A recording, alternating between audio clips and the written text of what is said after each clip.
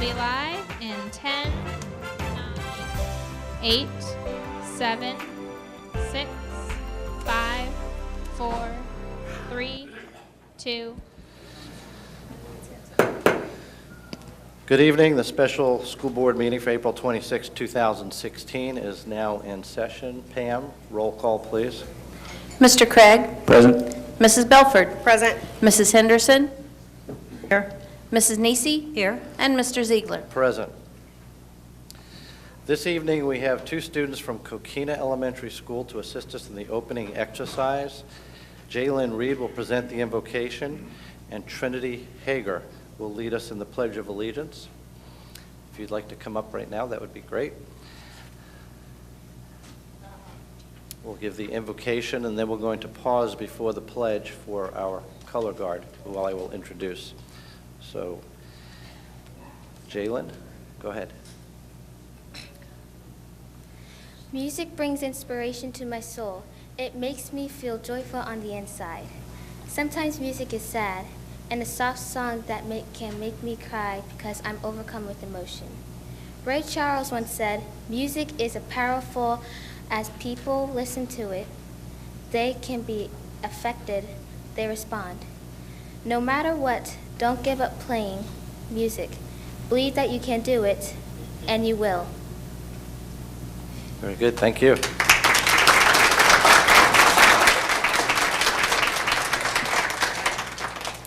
Okay, before we begin the invocation, I want to recognize the ROTC from Astronaut High School and Chief Dodd Mitchell, ROTC instructor, are with us.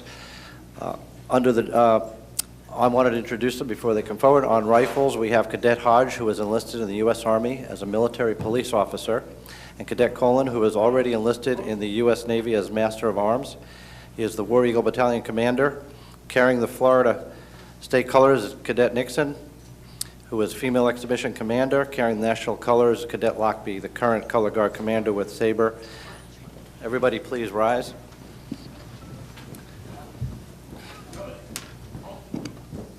And Trinity, you may begin.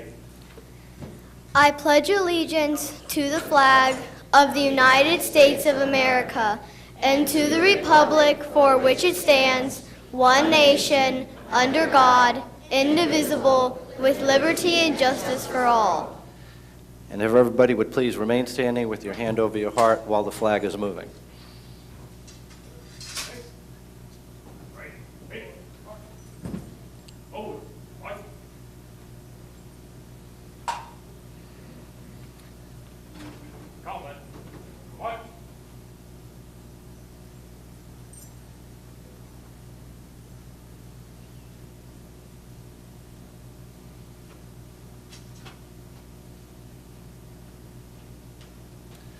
You may be seated. The Astronaut Cadet Drill Team is the only school in Brevard County to win at state drill competition this year, taking 4th place out of 103 high schools. We also wanted to let you know that I selected the Astronaut ROTC because they do a tremendous amount of community support throughout the entire county. Although being in the north part of the county, I frequently see them as far south as Palm Bay, supporting many charitable efforts. So I felt they earned that right. Now, if we can, let's see, who do we have up there? Trinity? Hi, Trinity, how are you? Good. That's good. Can you tell us a little bit about yourself? My name is Trinity Hager, and I'm a 6th grader at Coquina Elementary. I live with my mom and my dad and my younger sister, Kira. Okay, and are they here today? Yes. Can you introduce them? Have them stand? All right.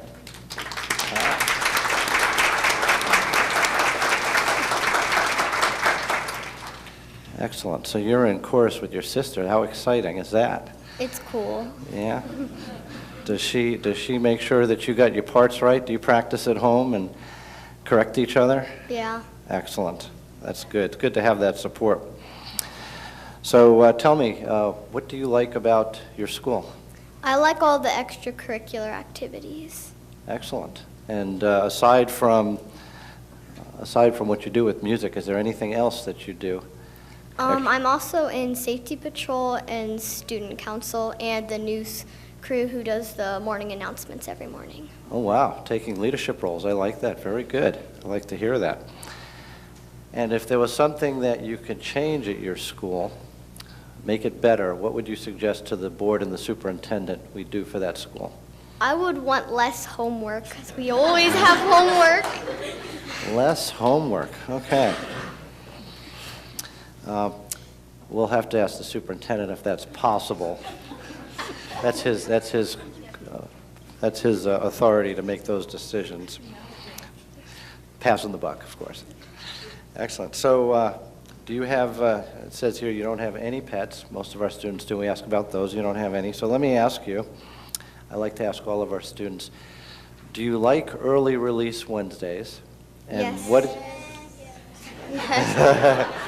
Obviously, they're very popular. And Trinity, what do you do with your time, your extra time on Wednesday? Well, I have extra time to do my homework, and I also have gymnastics on Wednesdays, and I like to do gymnastics. Wow, so you make good use of your time.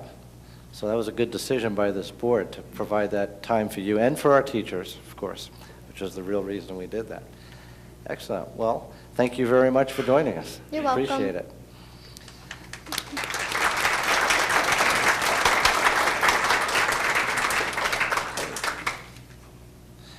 And Jalen, tell us a little bit about yourself.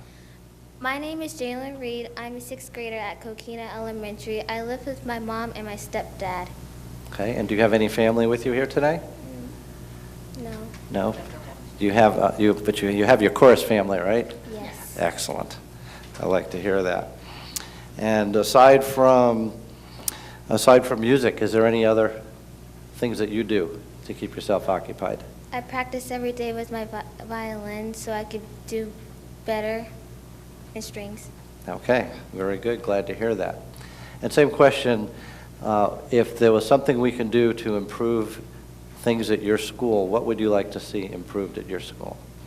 I would like to see improved in my school would be a lot of learning in school to get the grades up more better.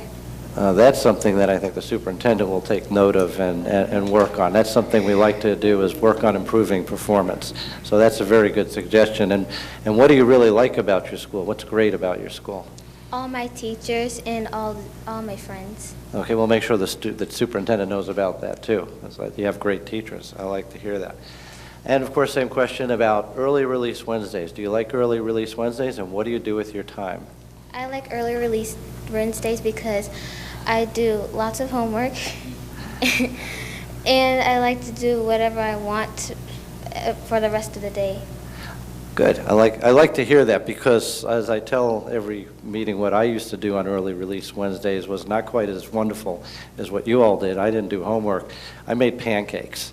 Don't ask why. It's just what I did. So I'm glad to hear that you do enjoy some of your time. What was that?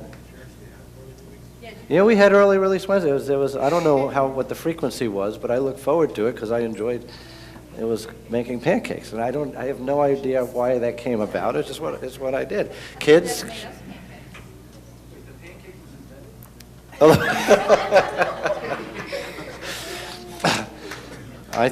So I never made you all it looks like I'm being put on the spot. We may have a pancake meeting one of these days. Don't try me. Excellent. Well, thank you very much for joining us. I appreciate your openness, your sharing with us. And you can join your chorus family here, and we can move on. Prior to the board meeting, we've had the pleasure of listening to the intermediate strings from Coquina under the direction of music specialist Aubrey Gamble. The Coquina Cougar Chorus will perform a number for us now. However, please give us just a few minutes for the board to move down to the front so we could better view your performance.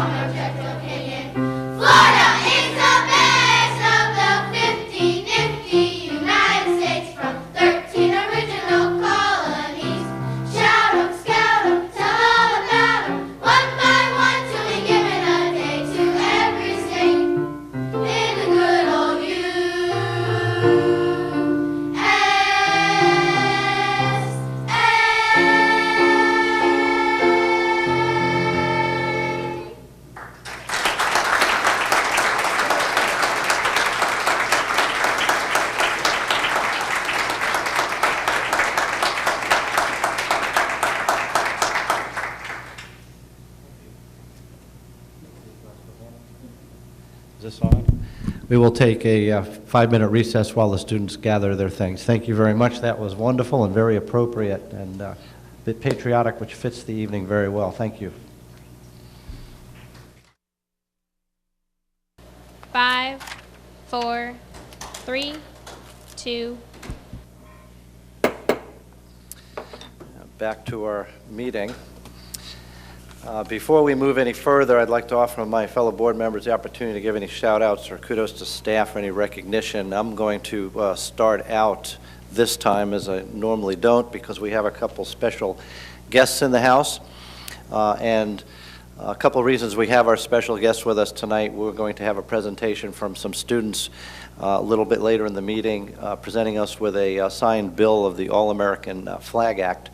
But I wanted to recognize right now Senator Altman, who was the sponsor in the Senate of the All-American Flag Act bill, and we'd like to thank him and recognize him for supporting the students in Brevard County, as well as thanking him for working on the federally connected bill, which he helped make a permanent part of funding for Florida, for the educational funding, which represents to Brevard County approximately $2.8 million in recurring revenue that helps us in many ways. So, Senator Altman, if you'd like to come up and say a few words, please. Thank you very much.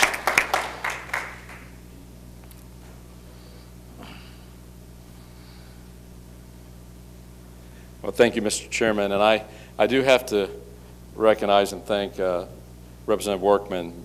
I got a call from him one day, needing a Senate sponsor for the American Flag Act. As you know, it was had been sponsored the year before, and we couldn't pass it. And I tell you, it would never happen if it hadn't been for Rich Workman and his hard work. So, Rich, thank you. And it was a real wonderful, wonderful success. And the federally connected students is a landmark. I think one of the highlights of my 21-year career.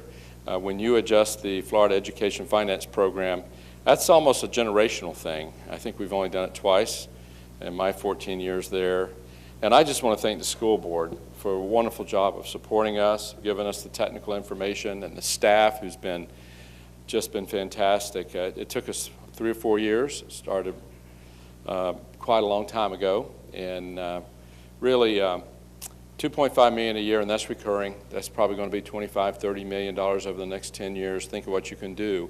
And that's it's appropriate we do this with the American Flag Act. That's for communities that are supporting our military children. Finding out that we have more demands because a lot of those facilities are off the tax rolls, and so it corrects inadequacy and injustice in the formula. So it was a great year. It made my session, heck, it probably made my 14 years worth all the hard work and effort to bring some of that money in. It was a team effort. You hear all the negative stuff, but this is an incredible success story for this school board and for our delegation. And our partners, I know Representative Workman's here, our partners in the House help make it happen. Got to give a lot of thanks to Senator Don Gates. And that community he represents, Bay, Okaloosa, Pinellas, Escambia counties, share the same demographic. They have the same challenges, and had it not been for him, he played a key role. Had it not been for him, I don't think we could have got it over the goal line. But we made it happen. It was a good year. Thank you for allowing me to say a few words. Thank you very much for it. I think it's very important we all talk about how we need to speak to our legislators and get their assistance, and it's great to have a delegation that listens and really stands up and fights for us. And we also have with us Representative Workman, who we also need to thank for the All-American Flag Act, as he supported it in the House, as well as a federally connected bill, which he supported in the House. We spoke to him many times, and we know that he stayed on top of that and made it happen. So, Representative Workman, thank you very much, and please say a few words. Thank you, Chairman. Thank you, Board, for having me tonight. It's a special honor to be here. For those of you that don't know what the All-American Flag Act is, in fact, Matt Susan's here, who gathered the students together to make this happen, but I want to tell you what it is. It's a very simple bill, less than 1 page, I believe, that simply said if you're going to purchase an American flag to fly it over your schools, over your school board, or over a government building of any kind, it's got to be made in the USA. That's all. Just says you got to make sure you don't buy a Chinese-made American flag. Now, we got some pushback because 94% of all American flags are made in the United States of America. But 10 short years ago, that was 100%. And so what happens is some people don't even realize that they're ordering a flag on flags.com that may be coming from China. And the good news is we still make them cheaper. In fact, Goodwill down in Miami has a whole manufacturing plant where they put special needs people to work making American flags. And we still make them cheaper than China. And even if we didn't, I think that a mandate upon our government to buy the symbol of America by American workers is probably one of the mandates we can handle. And in fact, the school board passed a resolution in support. And typically, this school board and all others pass resolutions to say, don't mandate us anymore. No more unfunded mandates. They did one. They said, we will take that mandate all day long and twice on Sunday. And Thad Altman mentioned that it failed the first year out, primarily because we are sensitive to mandates on local government. And it didn't get any traction. And then Brevard County School Board, along with Brevard County and several cities, and then that rolled to more states, more counties and more school boards, began to do resolutions to say, send us this mandate.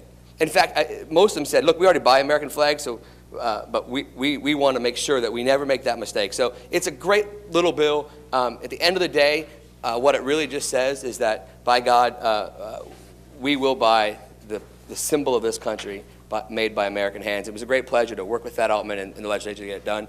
I want to thank the school board for really opening up a line of communication between Tallahassee and Brevard County School Board. My first experience a couple months after being elected in 2008 was at the King Center.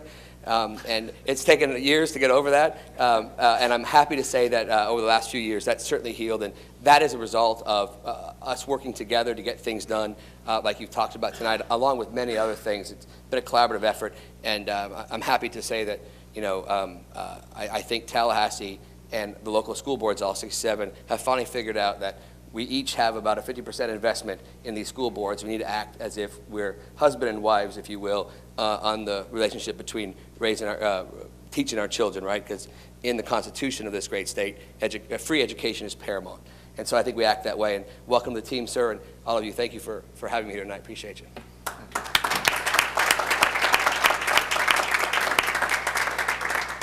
It's an absolute pleasure to have legislators that are available and are willing to talk about things that are of concern to this school district and to this county. And not only did they talk the talk, but they walked the walk and made things happen that were important to us. So again, thank you very much. That brings us to the adoption of the agenda. Dr. Blackburn. Oh, you're right. What about everybody else? My apologies. That's what happens when you follow a script and you go out of order.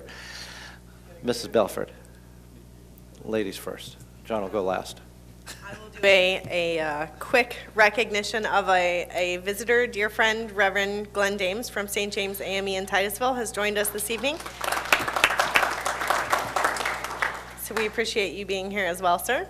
And then I have got to give a shout out to all of our staff that worked very long hours to put together all of the information that was shared with us at our workshop this morning. I thought they did a phenomenal job of not only presenting all sides of the issue, but I know that they did a lot of research, they did a lot of outreach and talking to a lot of folks, and I think we just have to give them a hand for that. So that's it for me.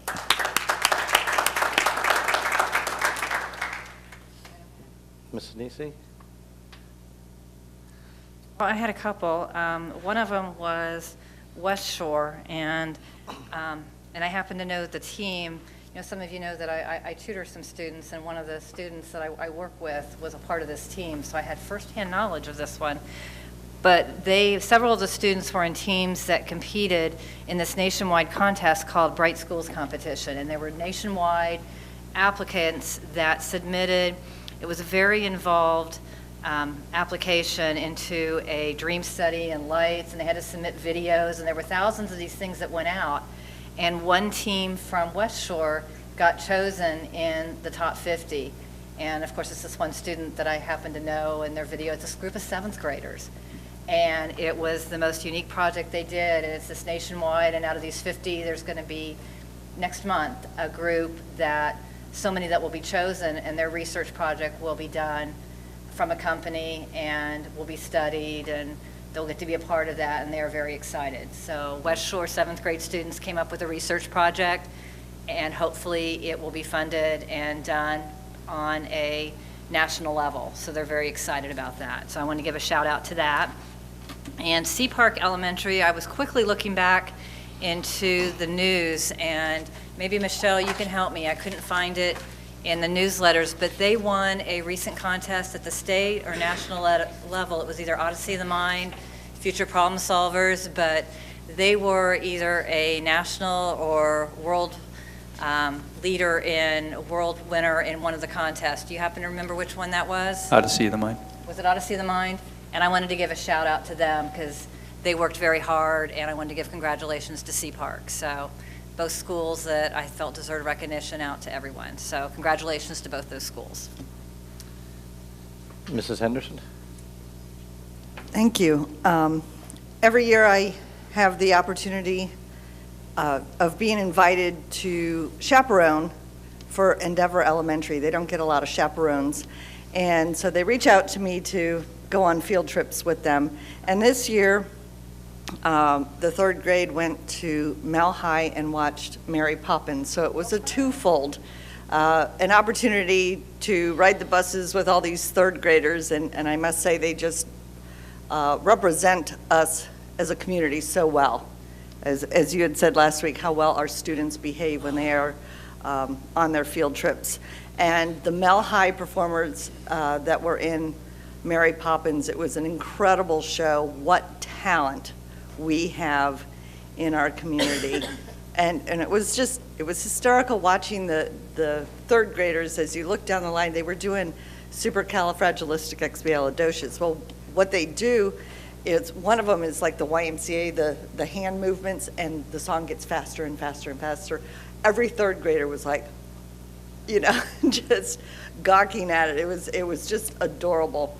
And I really enjoyed being with the students. I thank the teachers for inviting me every year, and congratulations to Mel High on an awesome performance.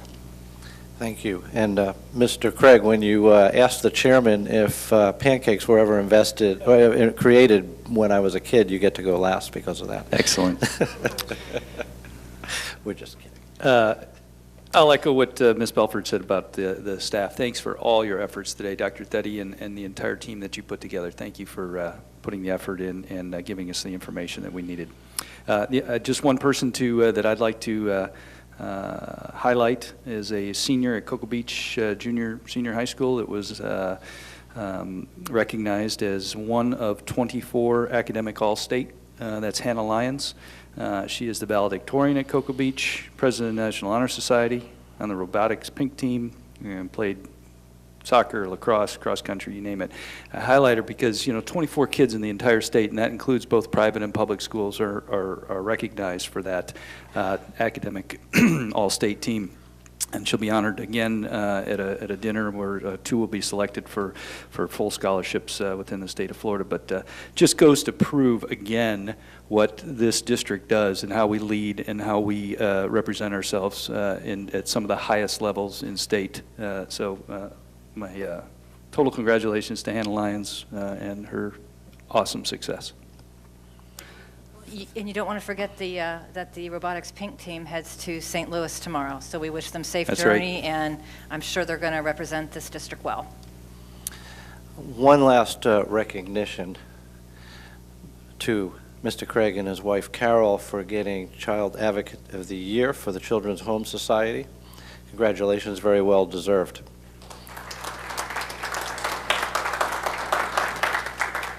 It's mostly her. Now, yes, I'll make you pancakes for that, Mr. Craig.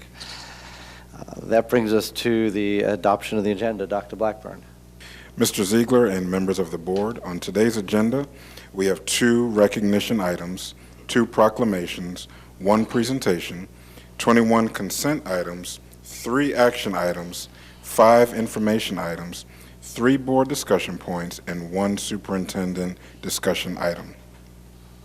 You also have the yellow supplemental agenda, which are changes made to the agenda since being released to the public. There is a revision to the presentation, item D11, on Brevard Vets Back to Class update, a consent addition, item F31, on appoint school board representative to the Palm Bay Local Planning Agency, and consent revisions to item F14 on student expulsions and item F16 on state-required school recognition bonuses, as well as an added board discussion point on live-in security contracts. What are the wishes of the board? Move to approve. Second? Moved by Mrs. Belford, second by Mrs. Henderson. Any discussion? Not hearing any discussion. Please vote.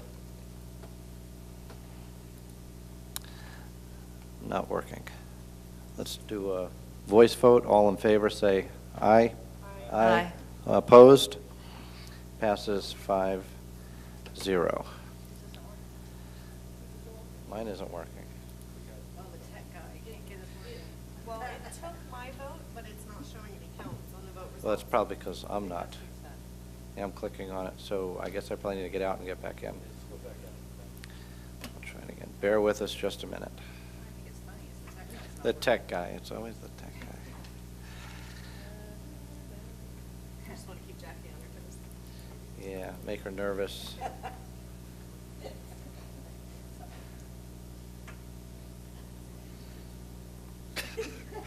Well, you're just not going to let that pancake thing go. It's okay. It's okay. Yeah. Let's see who gets to. Here we go. Shapes. Yes, as a matter of fact, we did shapes. Boy, I gotta be careful what I tell you guys. Okay. All right. Dr. Blackburn, we're ready to begin the recognition portion of this evening's meeting. Yes, sir. We will begin with item B7, which is to present a signed and framed copy of the All-American Flag Act legislation. I would like to ask Michelle Irwin, Director of Community Relations, to facilitate. Mrs. Irwin. Good evening. Students at O'Galley High School and Vieira High School worked for 3 years to help pass the All-American Flag Act. This legislation requires that all flags which fly above government facilities in Florida be made in the United States. The School Board of Brevard County was the first to pass a resolution to adopt the Flag Act in January of 2014. In 2015, Senate Bill 590 by Thad Altman and companion House Bill 225, co-sponsored by Rich Workman, passed and was signed by Governor Rick Scott. This past September, the governor came to Vieira High School for a ceremonial signing. This was a very momentous occasion for Brevard County, and we are very proud of the accomplishments of these students. Today, we have with us Molly Howard, a 12th grade student from Vieira High, to present an original signed bill to the school board as a thank you for supporting this effort. Board members and Dr. Blackburn, will you please come down and accept?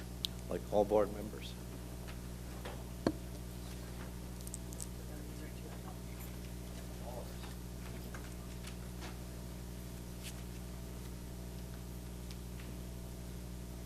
By the way, I'm not a 12th grader. I graduated last year.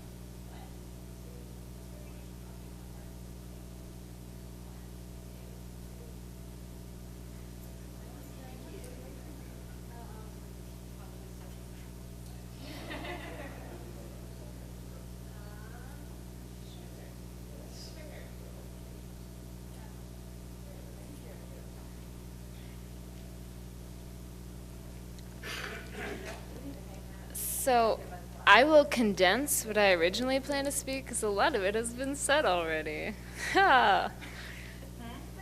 So I'm Molly Howard. I was president of the Vieira chapter of the Jefferson Foundation Awards, which is sort of the club that this whole act came through. Well, it's how we all got together. And then Matt Susan, our sponsor, helped us bring the bill to fruition, which was awesome. I think it's actually really interesting that this bill came from Brevard County because actually Brevard has been practicing this for the past 20 years.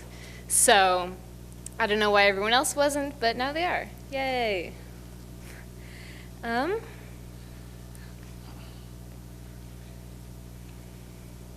just going to talk for a second about Matt Susan, actually, because like the students did a lot for this, but there's only so much that students can do because of, I don't know, just our age and stuff. So he actually spent like hours and hours doing this. He drove to Tallahassee and back lots and lots of times. And he got lots of businesses on board. We had a lot of support from veterans. It was just a really awesome project, and I'm really glad I got to be a part of it. And another person that I want to thank is Tim Thomas, who was a veteran who's also the ROTC instructor at Vieira High School. He helped a lot too. He organized the All-American Flag Act 5K, which garnered a lot of local support for the bill, which was awesome. So I just also want to say something about how, like, this whole story just shows how anyone can get involved in the political process. Like, really, if you see that something is not good, you can change it. I mean, it's a lot of work, and you have to have some connections, but you can make those connections, and you can make change. And another thing I think is interesting is, so these are school board members, which is something that you get to vote for. I'm sure you're all aware because you're at a school board meeting, so you're one of the more informed people. But a lot of people don't realize that voter turnout for elections for local and state representatives is way lower than presidential elections and things, when really these are the people who affect your day-to-day life. So encourage your family and friends to go out and vote for the elections that really matter. I mean, obviously presidential elections matter, but you really need to be focusing on that stuff too. So honestly, I just think, in conclusion, I'm just really glad that I got to work with all of these people. It was a really good project and definitely a good experience that got me super into political science, so this should be interesting. And so I just want to thank you guys, and Senator Altman and Representative Workman. We could not have gotten this through without them, so thanks to you guys too. Thank you.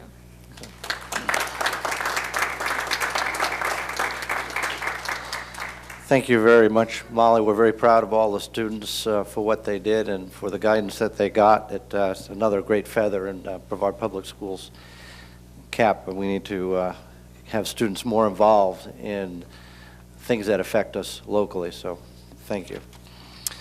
That brings us to Dr. Blackburn. Next item.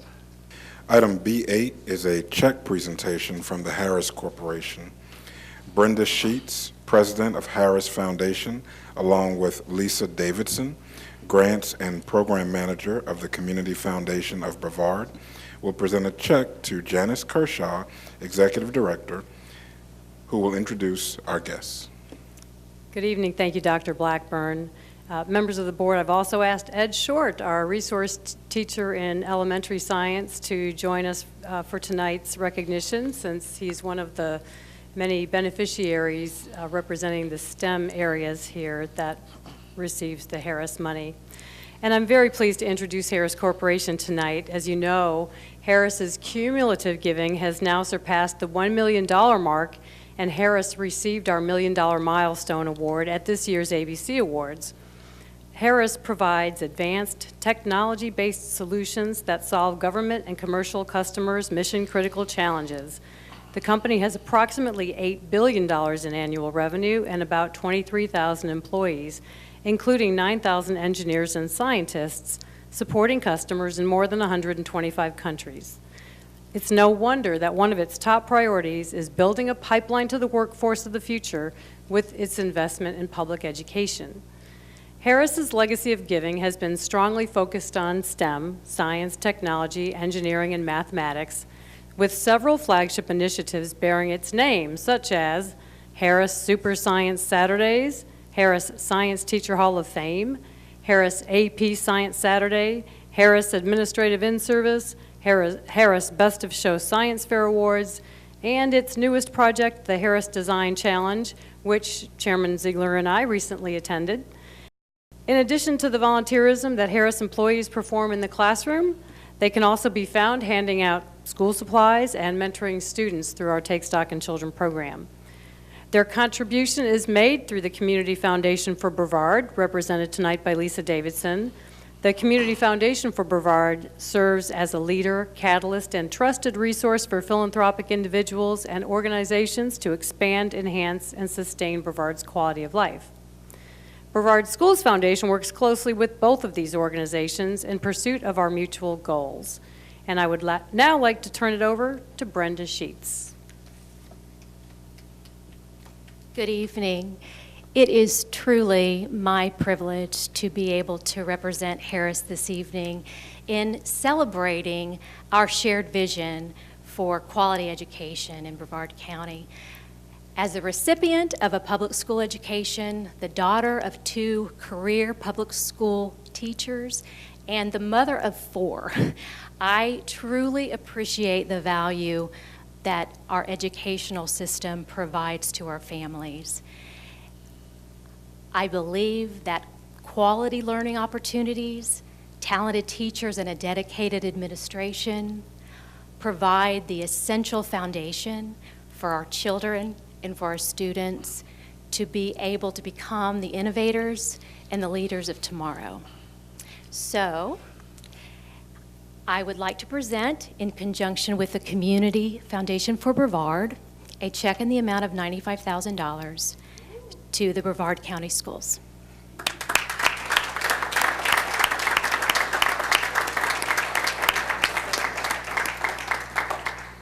Dr. Blackburn and Chairman Ziegler, will you please join us for a podium? And while they're coming down, I just wanted to reiterate that we at the Foundation are very pleased to facilitate and act as a conduit for this kind of investment in young minds in Brevard Public Schools, and especially in STEM. So once again, we thank Harris Corporation for helping us drive innovation in our schools, and we have certificates for you, Brenda and Lisa, as well. And we'll take our picture first and then give you the certificates. Thank you.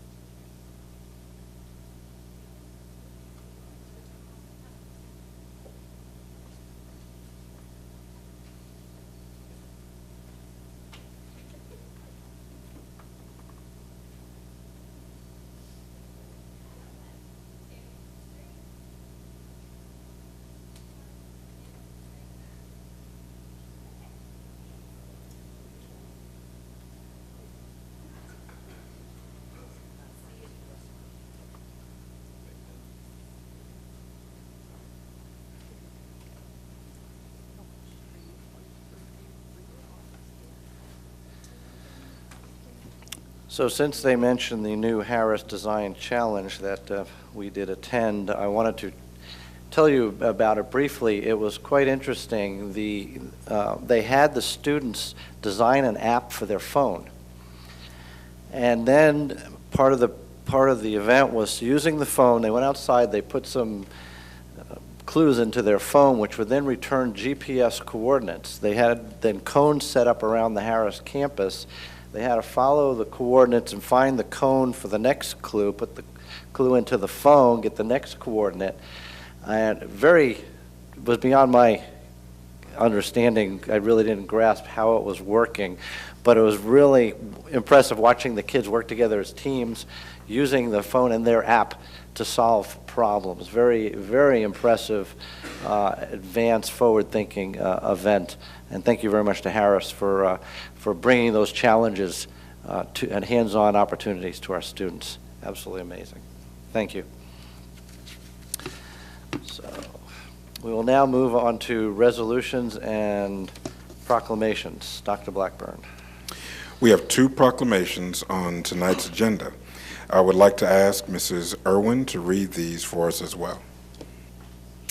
Whereas substitute teachers are an essential part of the education of our children, though they rarely receive the recognition or respect from the community that they deserve, and whereas it is inevitable that regular teachers will on occasion be absent, leaving their students' learning environment and educational agenda disrupted, and whereas maintaining the usual level of discipline and tranquility in the classroom is crucial to every student, and whereas every substitute teacher must be very flexible in order to adapt to different teaching styles and planning, as well as command the respect of the young people he or she may be teaching on a given day, and whereas during the month of May 2016, the substitute teachers at Brevard will be recognized for their valuable and meaningful contributions that substitute teachers offer to the world of education on a daily basis. Now, therefore, be it resolved that the School Board of Brevard County, Florida does hereby extend greetings and best wishes to all observing Substitute Teacher Appreciation Month for May 2016. Thank you. What are the wishes of the board? Move to approve. Second. Moved by Mrs. Belford, second by Mrs. Henderson. Any discussion? No, please vote. Oh, still not working for me. I know. Yeah, there's not much to say. So we're going to have to do a vote. It did work. I tested it when I got back in. So we'll have to do a voice vote. All in favor say aye. Aye. Opposed? Passes 5-0. Item C10 is a proclamation declaring the month of May as Teacher Appreciation Month. Mrs. Irwin. Whereas teachers open children's minds to the magic of ideas, knowledge, and dreams, and whereas teachers keep American democracy alive by laying the foundation for good citizenship, and whereas teachers fill many roles as listeners, explorers, role models, motivators, and mentors, and whereas a strong, effective system of free public school education for all children and youth is essential to our democratic system of government, and whereas the United States has made considerable progress in the social, technological, and scientific field due to our system of free and universal public education, and whereas much of this progress can be attributed to the qualified and dedicated teachers entrusted with the educational development of our children to their full potential, and whereas teachers should be accorded high public esteem, reflecting the value the community places on public education, and whereas PTAs on every level nationwide are keenly aware of the importance and impact of teachers and children, and whereas it is appropriate that teachers be recognized for this dedication and commitment to educating their students, and whereas teachers continue to influence us long after our days in school are only memories. Now, therefore, be it resolved that the School Board of Brevard County does hereby proclaim the month of May 2016 as Teacher Appreciation Month for Brevard Public Schools, and urges all citizens to pay tribute to our public school teachers this 26th day of April 2016. What are the wishes of the board? Move to approve. Second. Moved by Mrs. Henderson, second by Mrs. Belford. Nobody else is participating. That's quite all right. Any discussion? No, please vote. Hey, it worked that time. Oh, jeez. I'm not feeling the love up here. Okay, passes 5-0. All right, Dr. Blackburn, please tell us about tonight's presentation. Item D11 is an update on Brevard Vets Back to Class effort. This program through the Joe Foss Institute is making progress in Brevard schools and has reached thousands of students since last September, with the hopes to reach even more. The program began with one lone speaker last spring, Don Weaver. Today, over 16 veterans from all branches of the military, in conjunction with the Joe Foss Institute, have created the largest speaking project in the southeastern United States and the third largest program in the country behind Houston and Chicago. Here to give an update on the progress of Brevard Vets Back to Class is Mr. Weaver. Thank you, Dr. Blackburn. Aren't you glad you live in Brevard County and not Houston or Chicago?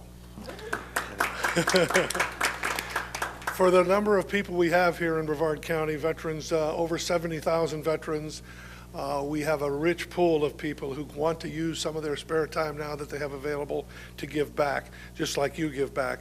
While we veterans that work in this program make even less than you do, we are pleased to do it because we came from the same roots. She's going to kill me, but I want to introduce my wife, Jeannie, my daughter, Christina. Jeannie graduated the first graduating class from Cocoa Beach High School. I went to school in Melbourne Elementary School. My high school was elsewhere, but we got together probably because of Brevard County. We've been married for 45 years. She told me when we first retired, after 40 years of federal service, you better get out and do something useful. So I volunteered for a few veterans groups. I hope it's useful. Senator Altman and Representative Workman left, but I was going to commend them too.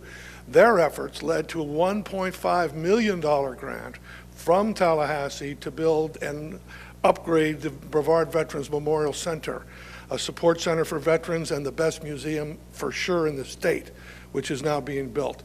Sort of a side job I have with the Memorial Center. I speak to you today as to give you a midterm report. The first thing I want to do is acknowledge, don't grade this report, please. I want to acknowledge that there are three of us here tonight. John Fravel, thanks for coming in and joining us. Myself and one of you, John Craig. I coerced him last year, if you'll remember, into volunteering as a veteran to join us. We now have 17. You talked about, let me give you some statistics. Between those 17 people, there are 320 years of active military service.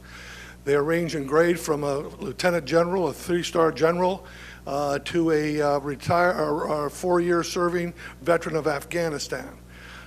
He left the military as an E5, a sergeant. We have people that include a port commissioner, a sitting board member, the first inductee into the Florida Veterans Hall of Fame, Major General John Cleland. We range in age from 90 to 26, and the 90 is more energetic than most of us in the middle. I want to tell you that it has been our delight to report to you tonight that we have indeed talked with 14 schools in Brevard County since last September.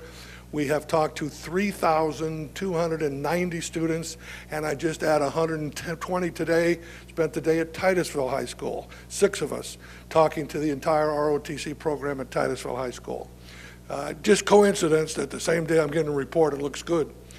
I have to tell you on a bit of a negative side with testing, spring break, and all the other pressures, this has been a dismal spring for us. Only 4 things are planned from January all the way through May.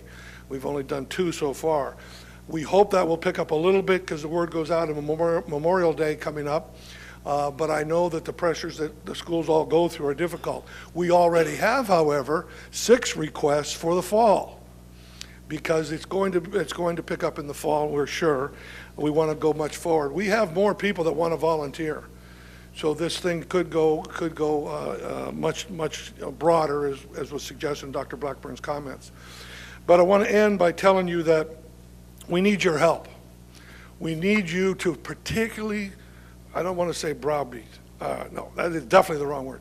I just want to say request your social sciences, your social studies coordinators. That's the key to get the social study teachers engaged and involved.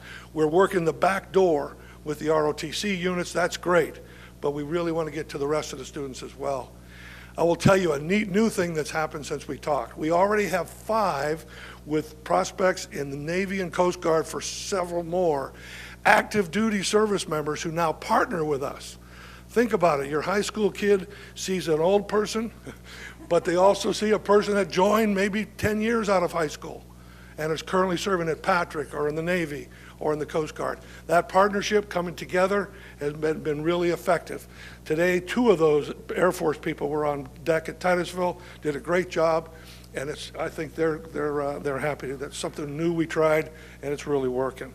So please continue. I want to do a shout out to Jennifer Jolly, social studies teacher at the Palm Bay Magnet School. She organized the most fantastic program. Over 480 kids were involved. STEM, with an active duty Air Force captain and John Cleland, that 90-year-old Major General. and in between terrific stuff, they did a great job. That won her a free trip to Arizona to the Joe Foss Institute for Special Recognition a couple of weeks ago. They just pulled me along to back up her. But I want to tell you that this is Brevard is a friendly veteran county. Brevard is a county we've chose to make our permanent home back yet again. And we thank you for your leadership. Just keep it going, and this will become a program all of us will be proud of. Thank you.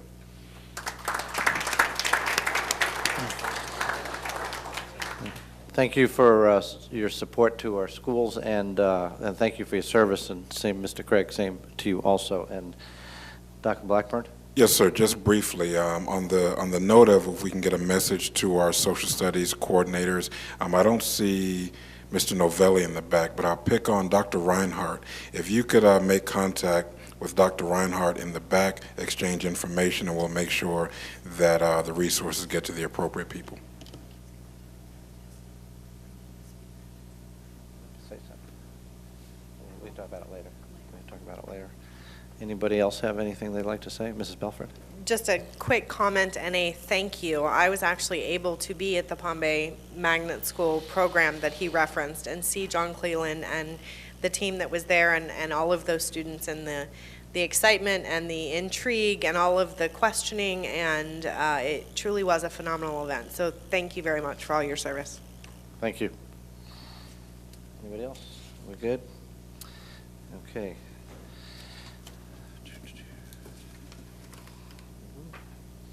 We're now at public comments. The maximum allowed time for each speaker is 3 minutes. Clarification of information presented and answers to questions specific to district business and educational matters will be posted on the district's website under a section called For the Record. Please be reminded that profane, abusive, or slanderous speech is not permitted. I request that you speak into the microphone and state your name. We will start with Richard Charbonneau, followed by Alan Alspaugh, and then Ed, I'm going to say this wrong, Pricelak. He'll correct me when he comes up. Mr. Charbonneau, please.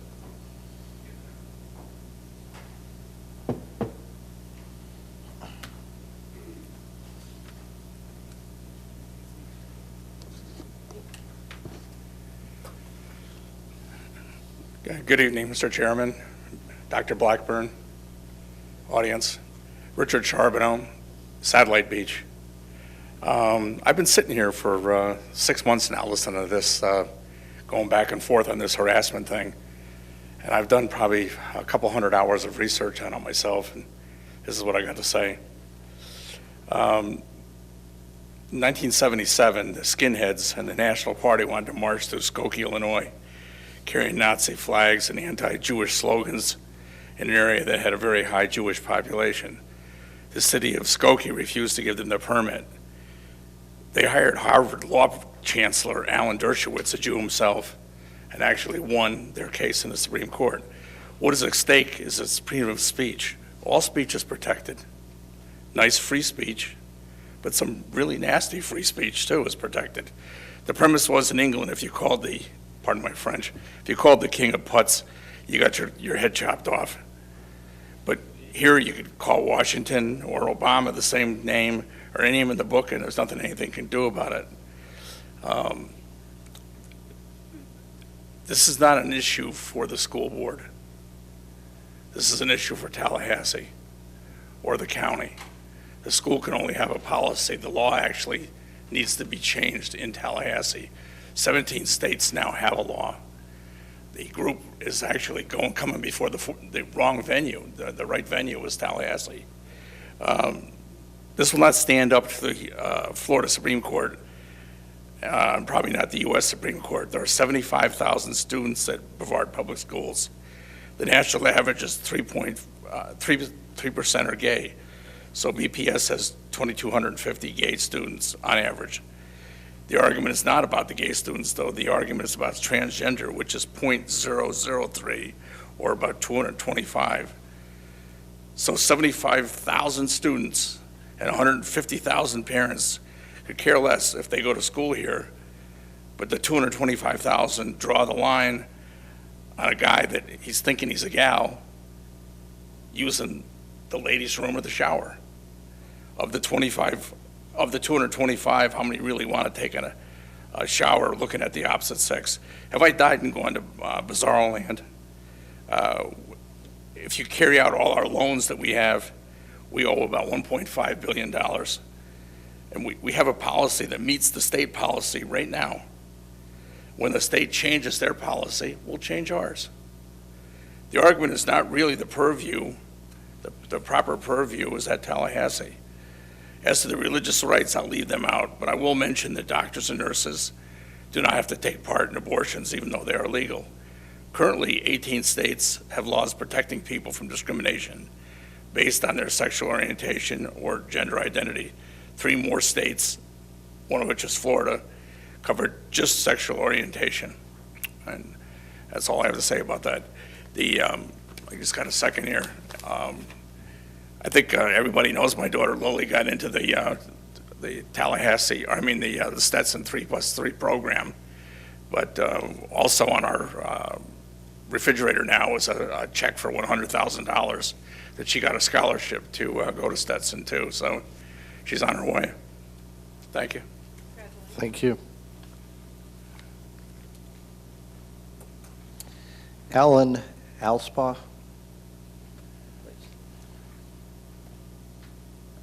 That's a good job on getting that last name. It's usually messed up real good, but I'm used to answering to most anything. Thank you for phonetically spelling it out for me. That helps. Okay. Basically, I want to thank you for today, because this is my first time sitting here and hearing how the board goes through and makes decisions. I have a few comments, plus and minus, but it'll just take me a few seconds. Basically, first, all good laws discriminate against behavior, not people. You know that. People are equal, but their behavior is not. You know that. Your identity is not in your feelings, but in your biology. The danger is real for sexual predators in women's restrooms. I clicked a tab that was on the article this came from and listened to just reading of case after case after case for almost 15 minutes, and I clicked off before it was over because it didn't appeal to me. Race and LGBT are not the same. Opposition to harmful behavior is not bigotry. These things you all know. Another thing that caught my eye this afternoon is Target store enacted some shared restroom policies. That was 2 or 3 days ago. There's a group that has a signature thing out to criticize them or picket them, or however you want to call it. They've gotten over 500,000 people in 3 days, and it's still growing. So as this happens, if they do what they say, Target's going to lose some cash. But what I'm really caught on this is that people are watching this issue closely in Brevard County as to how their school board responds. Please consider your actions carefully. This comment is not to be considered as a physical threat or an electioneering retreat or threat. Brevard County schools show that you guys have done a great job. There's no criticism there. But this is a hot issue, and people are watching. I do not want the school system to be harmed or degraded for the children, especially over a common sense law. Your real adversary behind the LGBT is following the rules. I don't know if you've heard them or not, but the rules by radicals. There's a handbook out on that, quite successfully. They're about to have you open the doors wide for their entry, and you are about to give them the keys they want by putting their language intact. You're about to find the rest of the agenda in the next couple of years. But just some thoughts on that. And again, I thank you for a good job. I didn't realize how much you guys did and how hard it was. So my compliments. Thank you. Ed Pryslak, please correct me on that. Followed by Dan Bennett. Go ahead, Ed. These Irish names are tough. Sorry. Ed Pryslak, Merritt Island, Florida. Thank you. Superintendent Blackburn, board members, good evening. Haven't seen you since this morning. Something good I heard at this morning's workshop was that students, principals, teachers opined that there are already sufficient rules and directives regarding bullying, student conduct, and so on. In other words, the rank and files doesn't sound like they're supporting your potential rules which you may come up with. Beyond that, I sincerely hope these young people retain this desire for less centralized control and smaller government when they become adults. One can hope. With regard to tonight's agenda, I would love to see rules that would require students to dress according to their biological makeup. We heard some comments about that, while they are within the school system. What they do on their own time outside of school is their prerogative. From my perspective, this would lead to better order and discipline within the schools. Now, I know this is not going to happen. As with most everything nowadays, almost everything is top-down for all of us. The federal government makes the rules, we salute smartly and comply. I don't know, are we a nation of lemmings? We seem to comply with a lot of things. In closing, is it not ironic? Is it not ironic that a pervert flashing a young girl at a school bus stop unleashes a hornet's nest of police, parents, school officials, rightly looking to lynch that individual? But put that same pervert in a girl's restroom, oh well, he just identifies as a female today, don't interfere with his rights. Is this country upside down or what? Thank you, good luck, and God bless you. Thank you. Dan Bennett, followed by James Goodman. Good evening, members of the board. Good evening, Dr. Blackburn. I hope I'm not trading in all my goodwill when I say this right now, but I have a challenge for you, and it's not only for the good folks in front of me, but the people along the back row and the people that work in this building, people that are out of the classroom, that have made it into management. And this challenge is based on a friend of mine, a colleague from years ago, and still a teacher, still a union member. He had to dust up at school, ended up with some disciplinary action. It had to do with a student not using a piece of equipment properly, and he didn't react properly to it. And this is not the appeal. I'm not asking for that action to be relived. But after the fact, he and I were talking, and within a week, one of his colleagues had a similar situation with the student not following safety procedure, piece of equipment, teacher got popped right in the head, right in the face. And nothing was done, no action on the kid. And we were talking about it afterwards, and he said, you know what, everybody on the school board and management, Viera, they should have to go into the schools. And so I challenged that to you, go into the schools. Now many of you are thinking, well, no problem, we met that. And anyone who I just challenged that to say, well, we go into the schools. I go into the schools. I've been out of the classroom 8 years, but I still go, and I'll see classrooms sometimes, and I'll stand in back, and I'll talk to teachers, and I'm there at dismissal, and I see everything going on. But he added to the challenge. You know that show Undercover Boss years ago? Any one of you could call up a principal and say, I want to arrange a school tour, right? And then they paint the walls and they remulch the building, and then you show up and the principal leads you around to the AP classes and the honors classes, and we find out Mrs. Whoever walks the class in the straightest line. We see everything. Everybody settle down, be perfect now. We got a school board member, or we have a director so-and-so, or an area superintendent, whatever. The challenge goes like this. Show up in a school, not a school of choice, although those love to see you guys too, but show up in a school after lunch and tell a teacher they could take off for a little bit. And you teach the class. And that goes for everybody, not just you guys. Kids are different than they were whenever you were in the classroom. Now, different, I don't mean that to be judgmental. I'm certainly not going to say they're worse. No, they're not. But people change over time, and the experience changes over time. And I'll admit, I've forgotten what it's like to get cussed out by a kid and turn in the referral and find out, well, you got to go call the parent first. Or what it's like to have the kid that just over and over and over again, just you can't get them to follow directions. I think it's good for everyone to go back and see that. And that's what that teacher and friend of mine was talking about, that we all need a refresher in that. I don't know what value that is, but as we tackle this issue of employee morale, it'd be good if everyone making the decisions just sees it again. Now, there's a lot of good things, too. I'm not trying to make it out to be a dreaded experience. But know what it's like when you absolutely nail a lesson and then you get the note that says, well, nice job, but no differentiation. Or know what it's like when you absolutely nail a lesson and it's like, well, the objective, some kid wiped it off the wall, so you don't get, you lose points for that. Just know what the job is currently like. And that's the challenge on behalf of a colleague and all the colleagues, because I've heard that a lot through the years. Go back into a classroom, teach a couple classes, just know what the experience is like again. Thank you. Thank you. James Goodman, followed by Matt Susan.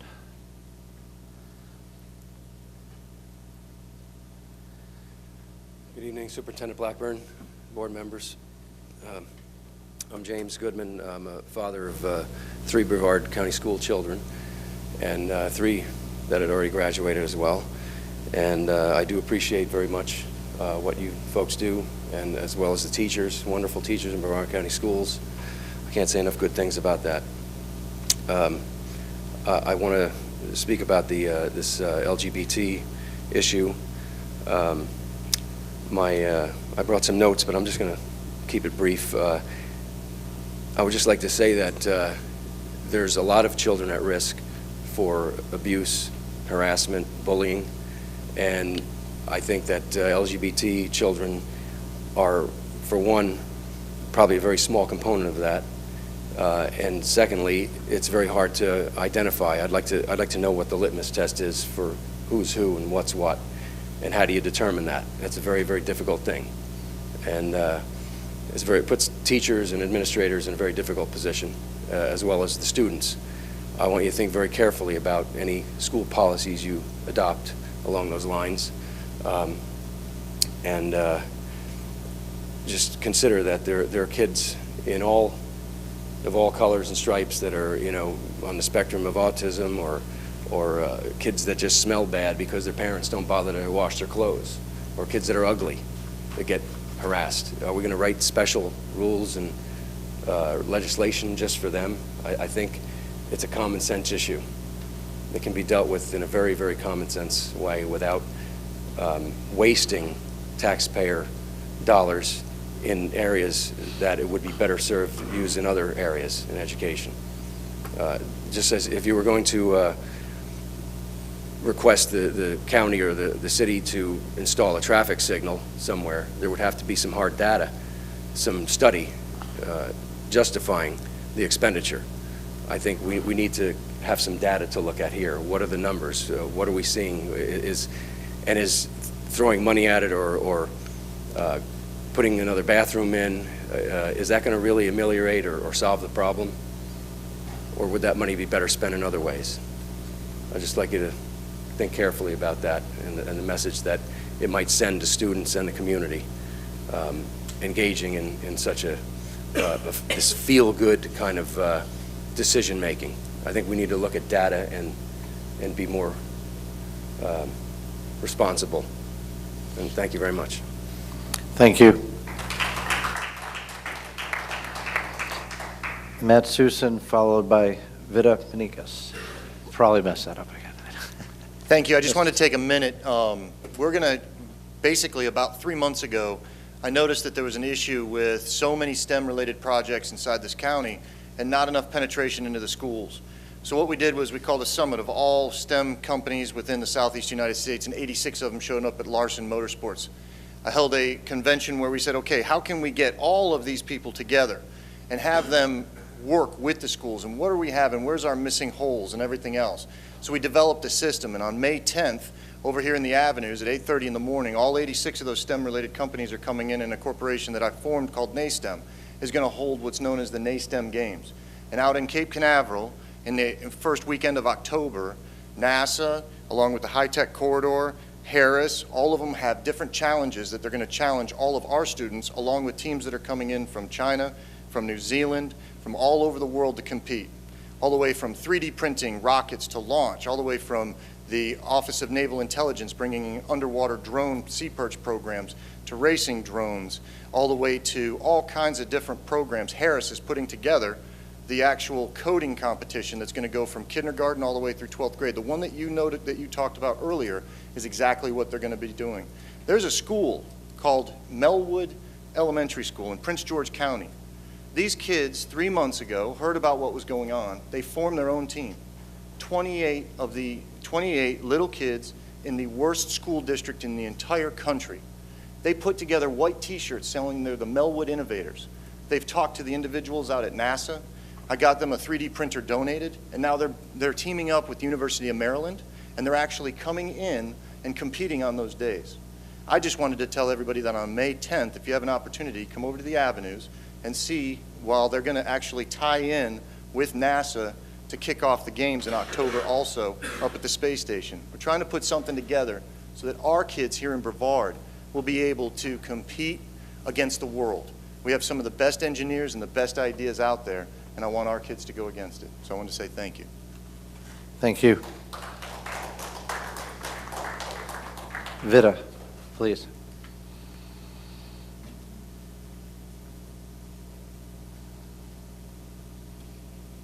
I don't have time to print today.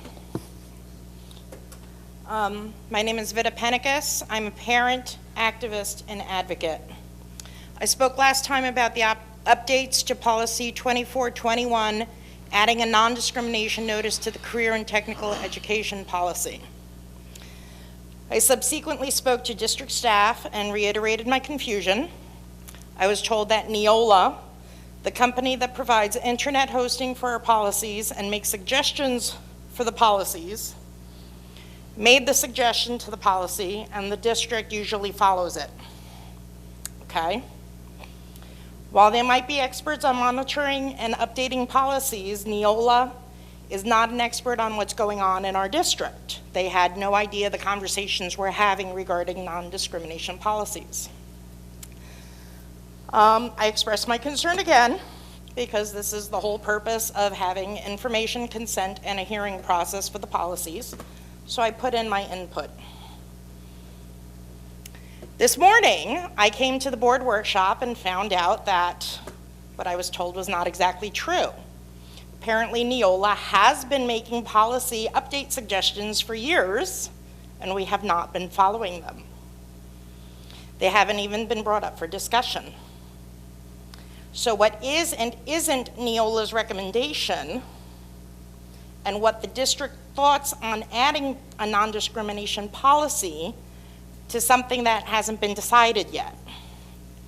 I'm respectfully requesting that the board vote no on item G36 and not move forward to a public hearing until we can decide on the non-discrimination policy that would be included in Policy 2421. I also want to add that when I got home from this morning's workshop, I started thinking about a lot of things that were discussed today, and including, I believe the attorney's name was Mr. Boyle, his comment about the laws on the locker rooms. So I said, what is the law on the locker room? And I spent an hour trying to find what the law is on the locker room. There is no law. It's common sense.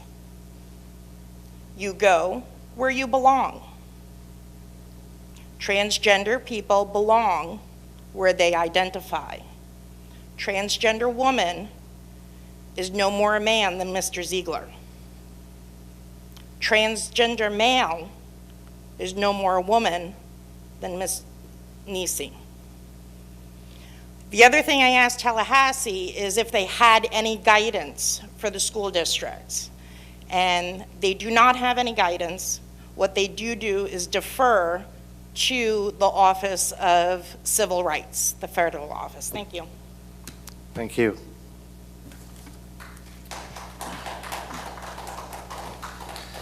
The board wishes to thank this evening's speakers. Your willingness to speak to the board is appreciated. Anybody have any comments they need to add? That moves us to the consent agenda. Dr. Blackburn. There are 21 agenda items under this category, 6 with prior information. Does any board member wish to pull any items?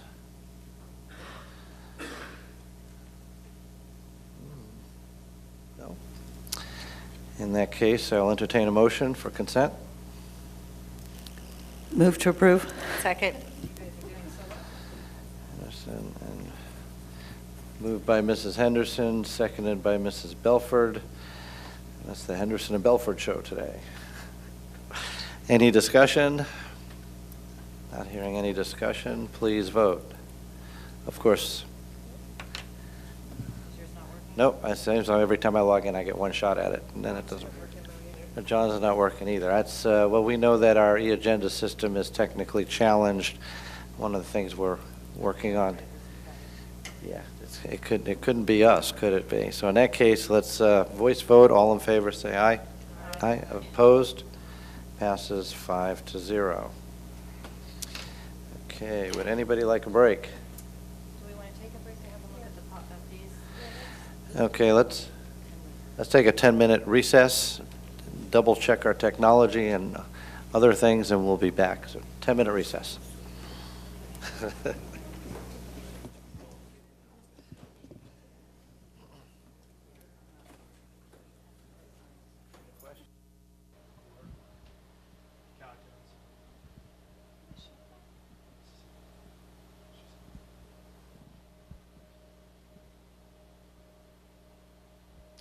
We'll resume in 10, 9, 8, 7, 6, 5, 4, 3, 2. And we're back. Okay.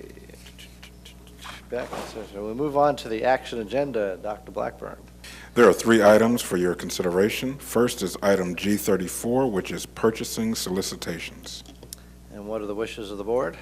Move to approve. Second.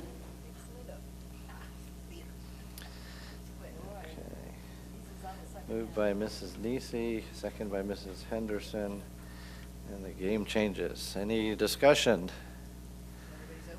Let's see if our system works. Please vote. Huh? I get a shot at it this time.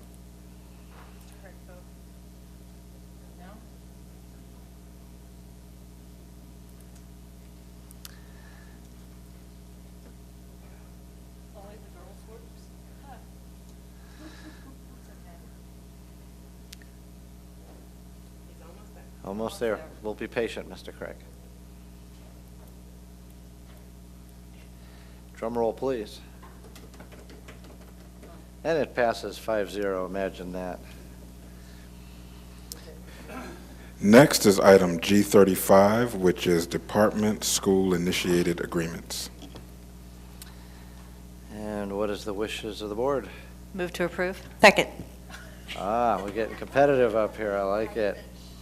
Moved by Mrs. Nisi, seconded by Mrs. Belford. Any discussion? Not hearing any discussion. Please vote. How would it work the second time? Look at this. Mr. Craig, how about yourself? Is it working? Perfect. We're good.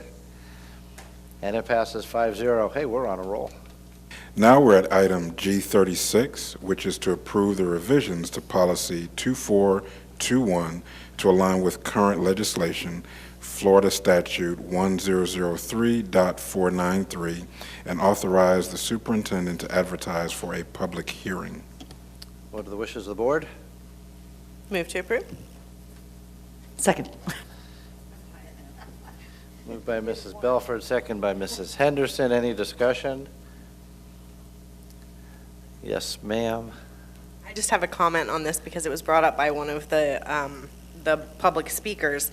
The reason that this particular policy is moving forward is because there are changes outside of the realm of the non-discrimination policy which need to be changed in order for us to be in compliance. So much like we discussed this morning at the workshop, any of the policies referencing the non-discrimination policy will have to be updated if we vote to make a change to the non-discrimination policy. But we can't hold back on the other changes on that policy, and so that's why it's going forward, just so that there's no confusion as to, or impression that we were not listening, when in fact we were. Thank you. Anybody else? No. Let's please vote.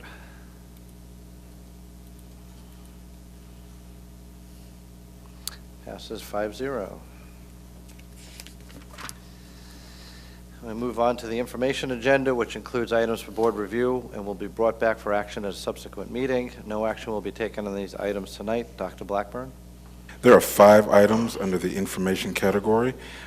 Before we move further, I would like to share some information on item H37 on the new organizational chart and ask staff to assist. Okay. I'll also relocate myself down to the podium. Go ahead.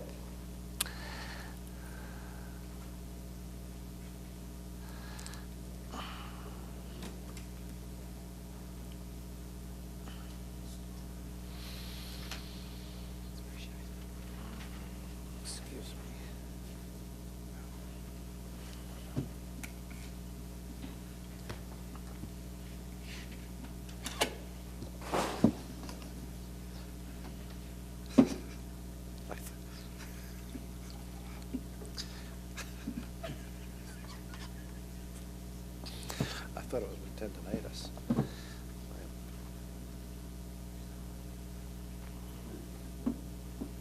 You're not laughing at me, are you? No? Okay. Not yet. Not yet. Okay, thank you. So this item is about the organizational chart and request for replacement positions consistent with the org chart. Before I get into that, I just want to preface that conversation with a few reminders. We were all here in this room on December 15th where we took a look at what strategic priorities could be based on what was heard, analyzed, et cetera, et cetera. And I'll try to go through this as expeditious as possible.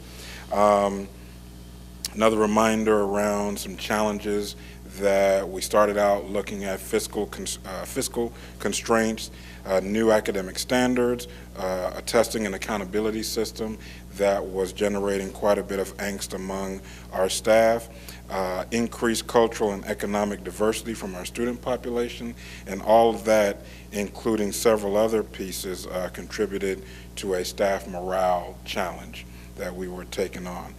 As the board may recall, immediately upon my entry to the school system as superintendent, provided an entry plan based on some of the research that I did through my selection process and things of that nature.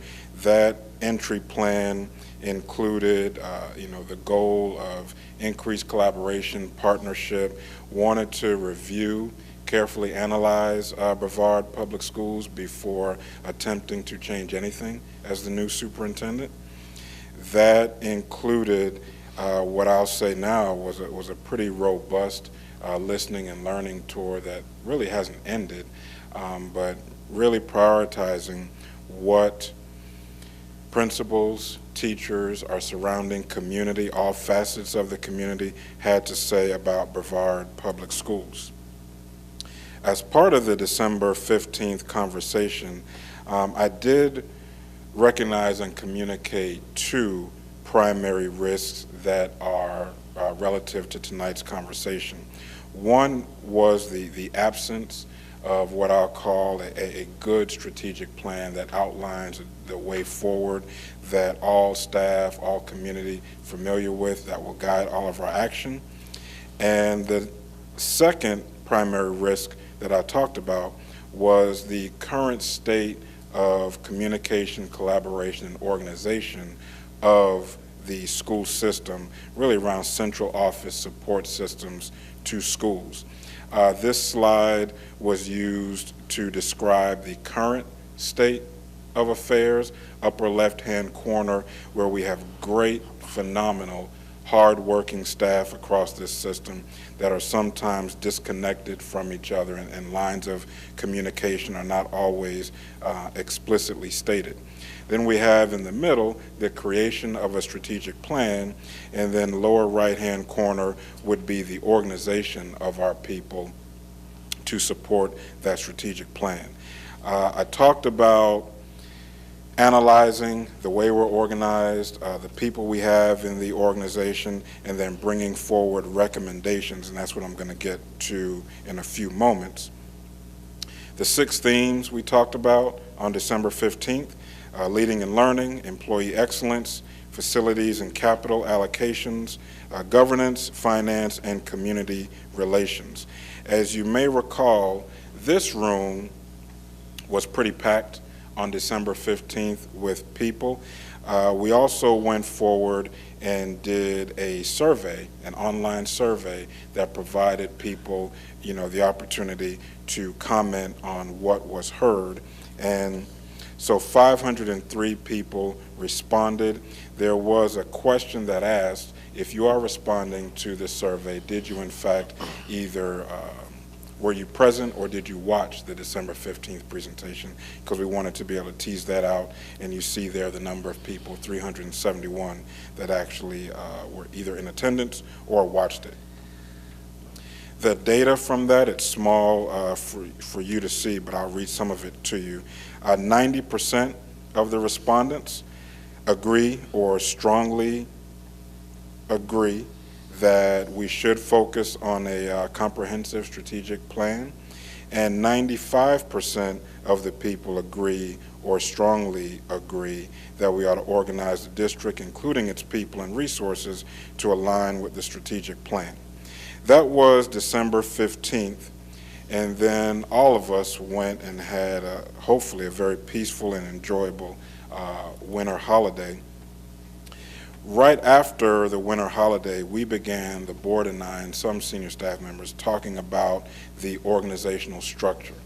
So what you're looking at right now on this screen is our current organizational structure in a high-level one-page overview, where we have 3 associate superintendents, 3 area superintendents, 3 assistant superintendents, and 2 directors that make up the senior staff, and all, for all effective practical purposes, all 9,000 employees that we employ report up to those 11 people. That's the current state of our organizational structure.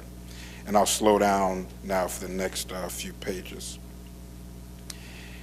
In January, based on what was presented on December 15th, and what was discussed upon my immediate entry to the school system, in January 2016, I started having conversations with the board around what a new organizational structure could look like.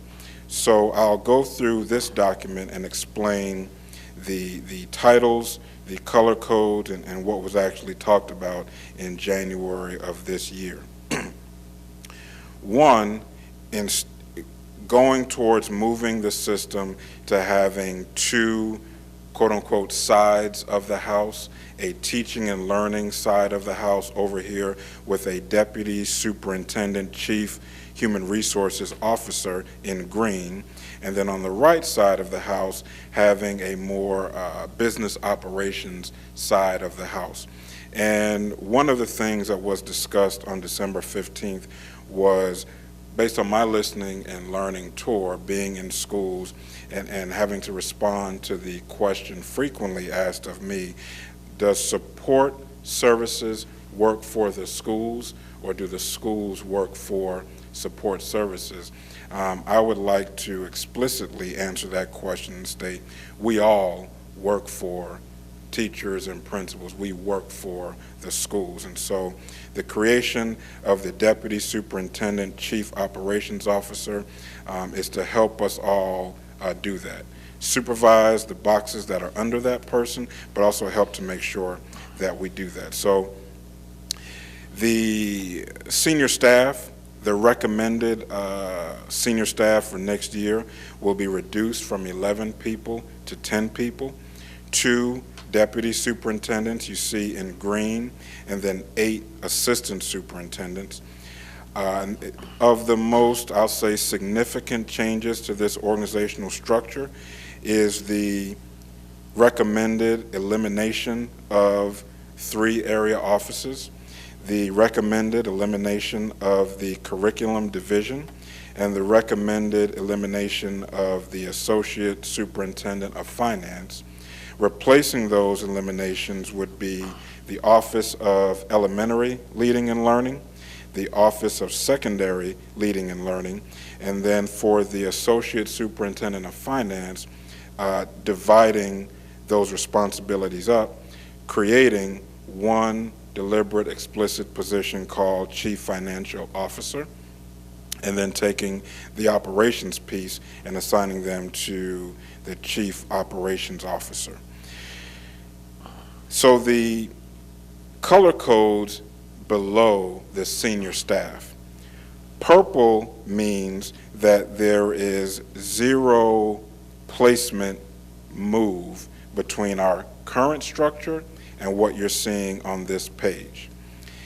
The boxes in red means that those functions, those boxes, were once someplace else. They exist currently in the organization. The recommendation is that they move from their current place into the columns that you see. And back in January 2016, the boxes in blue represent potential new functions. January 16, that's about all I knew, senior staff and I knew, was that there was a recommendation on additional functions. We didn't know at the time whether or not the additional functions would require additional people, and if they required additional people, how many additional people we would recommend, or whether or not responsibilities, the function, could be absorbed in existing staff. So that differentiates the purple box, the red box, and the blue boxes.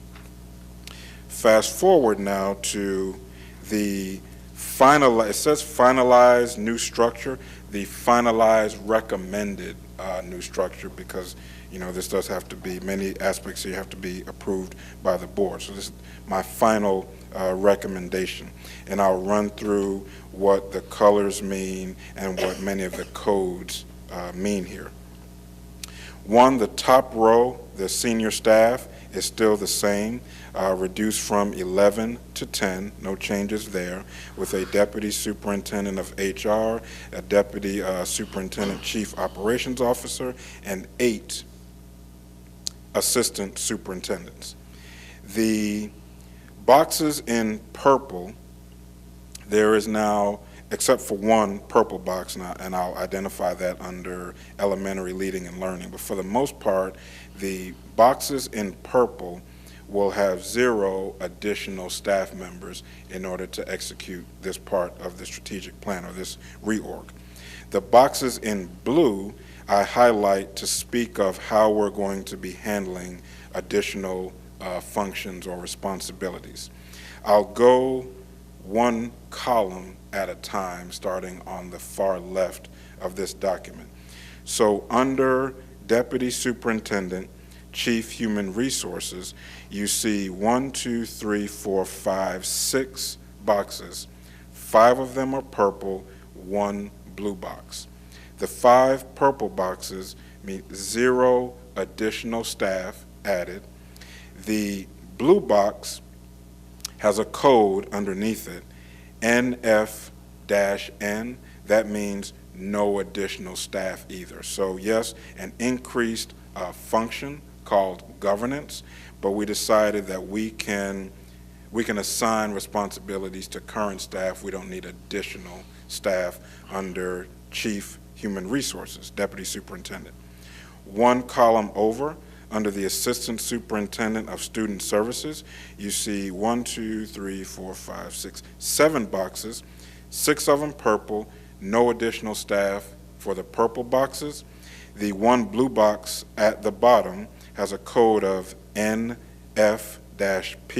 and that is a new position that we are requesting.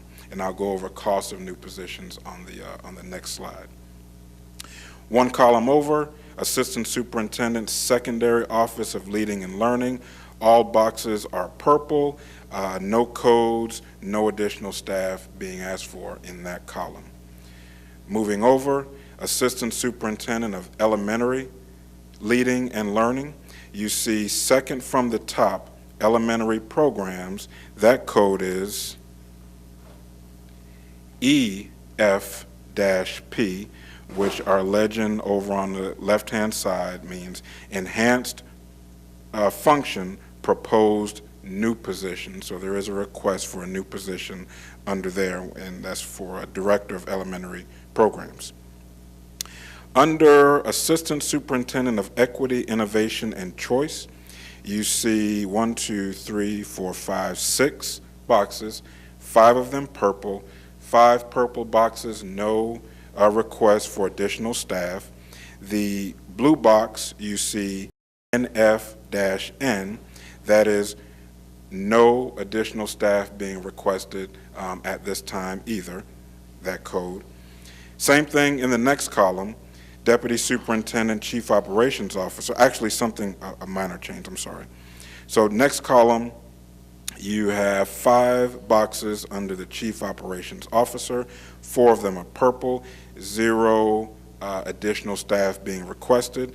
Under Strategic Planning, Project Management, you see a code of NF-R, that means a repurposing of staff. So no additional staff, just repurposing of existing staff, 1 person.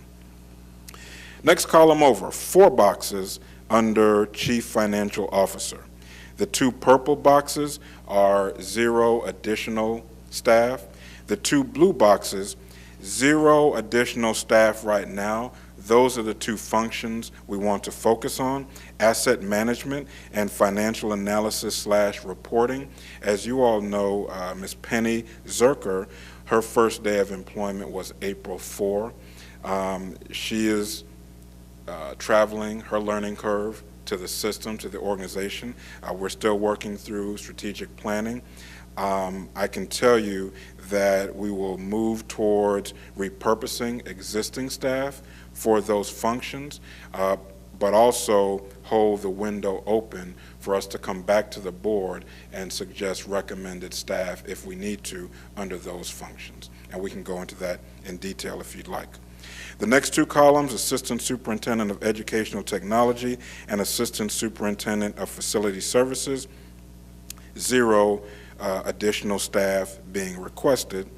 And the final column, you see the Assistant Superintendent of Government and Community Relations, and you see there 2 additional staff being requested.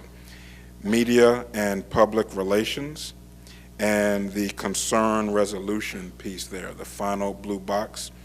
The middle blue box, Government Relations, NPN, that stands for no new, make sure I have this right, NFN, right, no new staff being recommended or asked for there, for a total of 4 new staff members. I mentioned under the Chief Financial Officer that we'll leave the window open for us to bring back a recommendation of increased staff there when we finalize functionalities. I also just wanted to bring to your attention under Assistant Superintendent of Equity, Innovation, and Choice. It's decided at this time, because school year 16-17 will largely be a planning year for increasing access and opportunity for academic programs. And also, we have staff there that we can leverage. Some of our staff in that division paid for by grant dollars that will expire, and so the window of consideration has to stay open there as well for us to come back at some later time. 1, to increase staff in order to increase program expansion, or to maintain our staff that was paid for by grant dollars. One of the things that was near and dear to my heart and to the board's heart, I believe, is being very, very responsible from a fiscal standpoint with our resources, leveraging attrition whenever we could in order to add staff to the organization. What you see at the top of this page is 7 positions that can be eliminated, that I'm requesting we eliminate, in favor of hiring the 4 positions I mentioned on the previous page. You see the cost savings, salary and fringe at the top of the document of $474,000, and you see the approximate salary and fringe of the 4 requested positions at $374,000 at the bottom.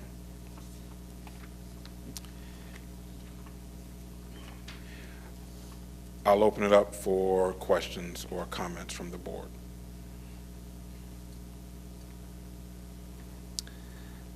Any board members have any comments at this point?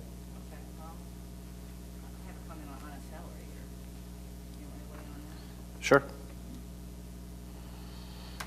Well, I know there's lots of other things to focus on, but the last thing on the proposed positions, I think the proposed salary for the assistant director in customer care is far too high.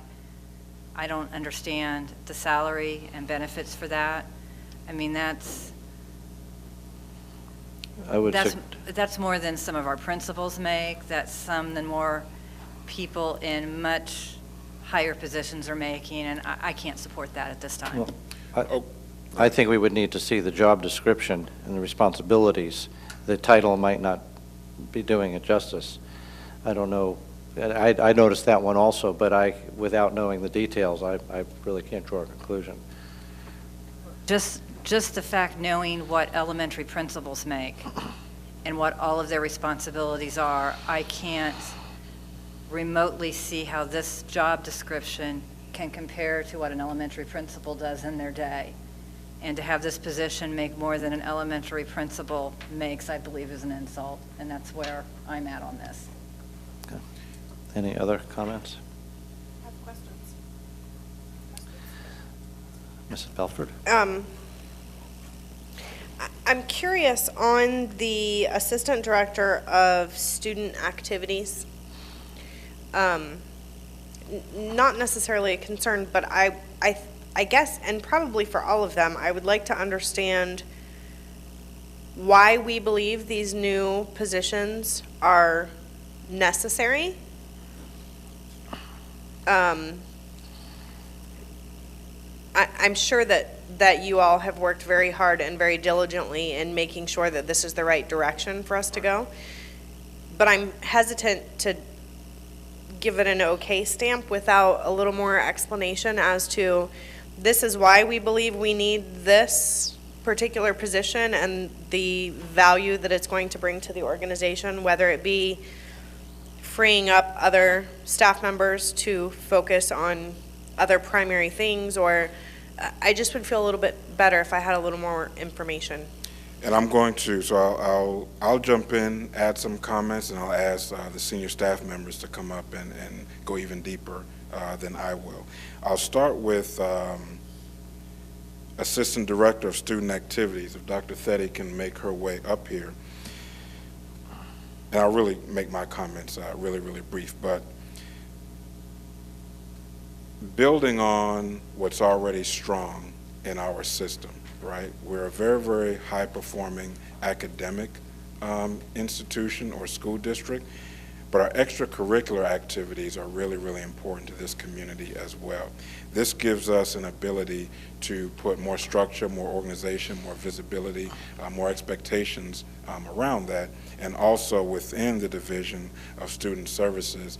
You know, the entire workshop we had this morning, the creation of the social, emotional, equity agenda, student discipline plan, those are increased, responsibilities in that area, and we want to bring more light to student extracurricular activities, athletic and academic. That's why we feel the need for that position, but I'll let Dr. Theddy go even deeper into that. Thank you, Dr. Blackburn. A couple of things about the Assistant Director of Student Activities. There are a lot of activities we perform in our district that are monitored and accounted for by a variety of different people in different parts, like curriculum and instruction. Some of the activities we were thinking of moving over for consistent coordination, calendars, board items that have to come before you for venues for these activities, future problem solving, Odyssey of the Mind, academic team, elementary and secondary math tournaments, math counts competitions, spelling bee, honor societies, geography bee, history fair, book bash. I've got a fairly lengthy list of things that would come under this, in addition to coordination of the athletic activities, which, as you know right now, is handled through both myself and Jeremy Solomon, the commissioner of the CCC. We could bring, through this position, we can bring a whole lot more continuity to what we do, both in student activities and in student athletics, and ensure a little bit more consistency across the district. In addition, with the resource teachers that currently oversee things like future problem solving and Odyssey of the Mind, Book Bash, Young Authors, that will free them up to do more work directly in the classrooms, which is where we really need them. So I'm happy to answer any more questions. Does this free up anything for either, would this be taking anything off of the plate of anyone other than the resource teachers? For example, if we still had the area superintendents and the coordinators, would any work be taken away from their jobs with the addition of this? These functions weren't necessarily something an area superintendent or an area coordinator handled. They were handled with the elementary and middle and secondary or high school programs directors. So it will assist them to a degree. It will also, quite frankly, assist me as well. I currently handle any athletics, anything that comes in related to that, and this will allow a better coordination of that, because sometimes that process can be a little bit difficult without somebody focused on it. And I talked to you about this a little bit earlier, and we had talked about this several years ago and talked about a master calendar for all of these things. And I do have that down as one thing, and I have a caveat to that master calendar of activities, because we have talked about that, and you're correct. Having all of these centrally located will assist with trying not to have overlap, but I will tell you we will always have overlap in activities. There just aren't enough weekends, there aren't enough venues, there aren't enough dates. So while I say that yes, this will help with coordination, I cannot make any promise that there will never be any two events on the same night or the same weekend. We've just never been able to do that, and I will tell you, the people who already coordinate these, they work really hard to make sure that their calendars don't overlap, but we really do run into issues sometimes with venues and available dates. So how would this work? So the resource teacher would no longer have anything to do with this? No, we could not. See? We could not be there. We So could not be We're still there. going to have duplication of effort. right? Only to the extent that, as far as things like future problem solving and Odyssey of the Mind, I would see that being removed from a resource teacher completely. Academic team, elementary and secondary math tournaments, it's the coordination of putting all of those together. If there's expertise needed in the subject area, we would still rely on that subject area resource personnel, but as far as the coordination is concerned, that is a lion's share of the time for the individuals involved.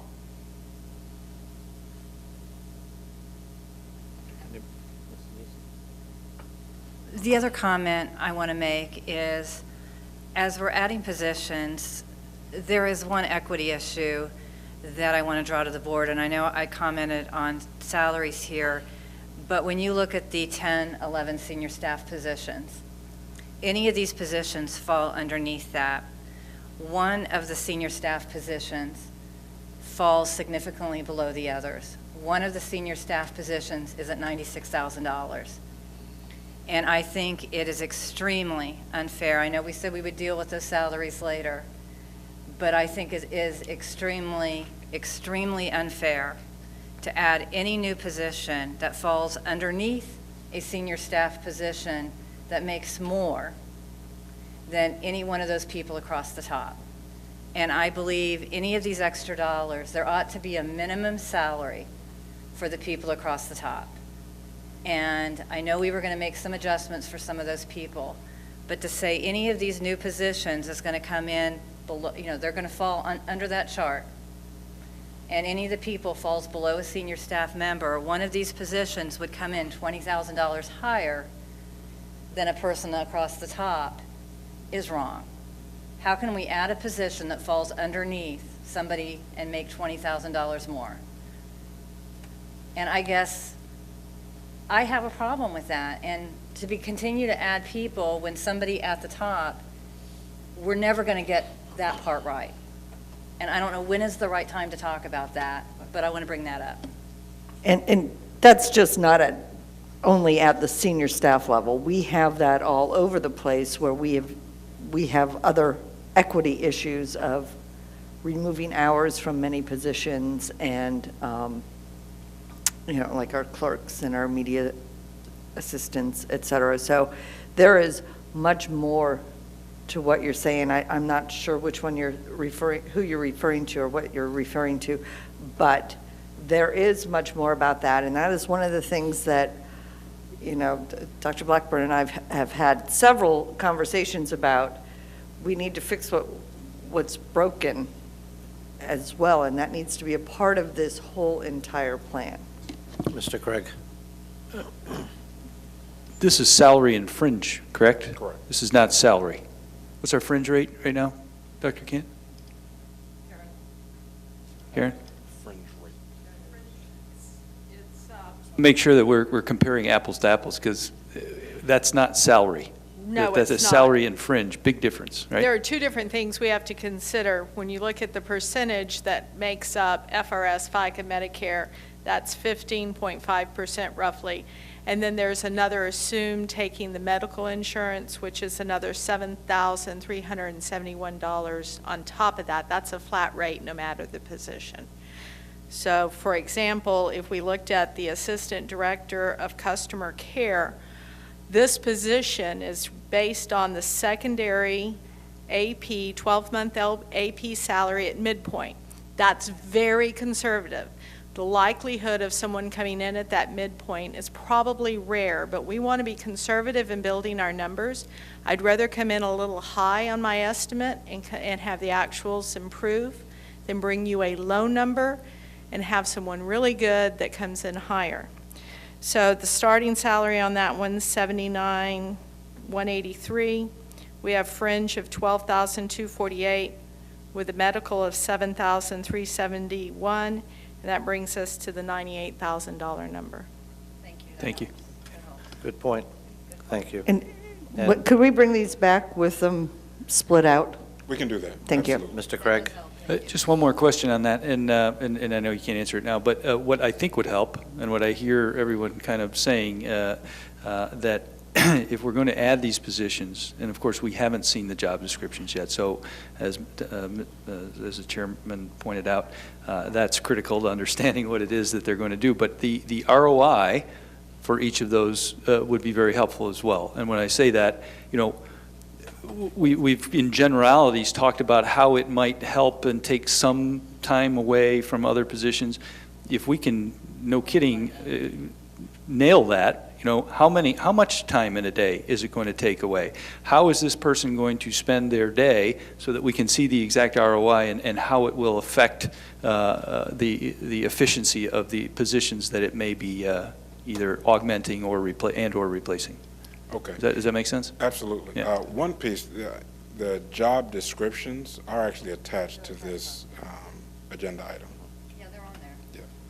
But I do want to, salary equity was mentioned, and I don't want to leave that topic before addressing it. Salary equity is a challenge for like all 9,000, because there's a lot of salary inequities that are in existence. I can tell you that when I look at some of the increased responsibilities for the senior staff, those are the people I directly supervise. In this new organizational structure that I'm proposing, I see increased inequities that will be created. Increased responsibilities without increasing salary in a subsequent fashion. But that challenge is a challenge we face throughout the organization. I didn't feel it would be appropriate or prudent to bring equalization for the most senior leaders of the organization prior to addressing the rest of the employees in the organization. So the plan is, and right now it's high-level planning, but what you can expect to see, and Dr. Kent and I have already discussed it, is an assessment of the entire organization. and where the salary inequities are. Examining that problem very carefully, understanding the cost of the problem. Now, while we haven't done that work yet, we can fast forward and make a couple of assumptions. We can make assumption number one, that the cost to remove the inequities is going to be high, higher than available dollars that we have in our coffers. So after we have that plan, we're going to have to present a strategy on how long it will take us to bring equity to all employees, and we're going to have to prioritize which employee groups get addressed first. That's something I would envision bringing to the board for discussion and direction prior to taking any action. So that's on the salary equity piece. Mrs. Belford, did you? Some of what I was going to ask, I think, was addressed in that conversation, and you and I had a conversation about the equity issues system-wide, and the importance of giving Dr. Kent an opportunity to get here and get her feet wet and dig into all of that information and look at things systemically, because I do think that's key. Ms. Nisi, I completely understand where you're coming from on the disparity in the senior staff salaries. I do, and I support your intent on that. My only concern is when we also have those inequities with our teachers, so I think we have to be very systematic about how we address that going forward. Definitely something that should be a priority as an organization, I believe. Going back to the assistant director, Dr. Theddy, it says one of the qualifications is an athletic coaching certificate. Is that a requirement for that person to take over the work that Jeremy Solomon is currently doing? Or is that, where does that requirement come from? It was actually in the original job description that was put out for the board in, I think, 2002. And it is not, I don't believe it's a requirement. It's one of the preferred items. And that's simply because part of this job will be athletics. It is not the entire job. Half of the job will be the other student activities coordination. But having participated in coaching activities is definitely something we would prefer. I would like to just chime in and remind the board that many of the jobs in this district have fair market rates in order to be able to attract employees, and we're challenged in many areas to get applicants because we're not possibly offering fair market rates. So I would trust that staff would take that into consideration and realize that if they don't offer a fair market rate, that it doesn't matter what job they want to create, they might not get applicants or they might not get quality applicants. So it all boils down to what job description and what it takes to get an employee in those positions. Mrs. Henderson? On the finalized new structure, there's a couple of new functions or new job descriptions that you talked about, like the asset management. Now, did you say those would not require new people?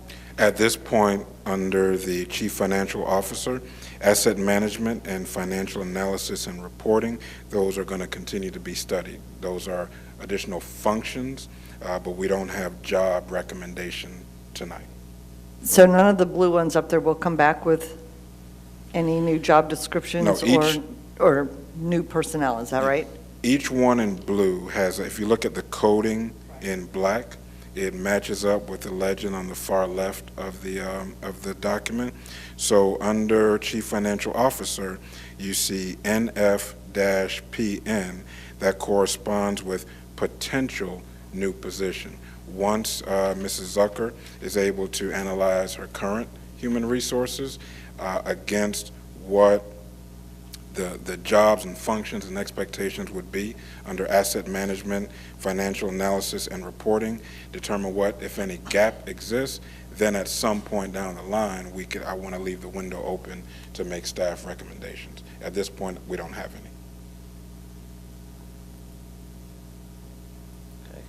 any.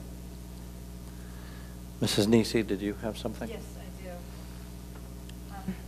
I compared the job descriptions for the two assistant director positions because they're both essentially the same salary and because they're listed for the same grade. And I think if board members, you look at the two, they have very different job descriptions and don't warrant the same salary. When you look at the student activities director, there's 24 items. It's very in-depth and it justifies the salary. It's got 24 items. It talks about staff development, it talks about budget, it talks about, like I said, very in-depth 24 items. You look at the assistant director of customer care, it's got 12. They're very short, very simple job description.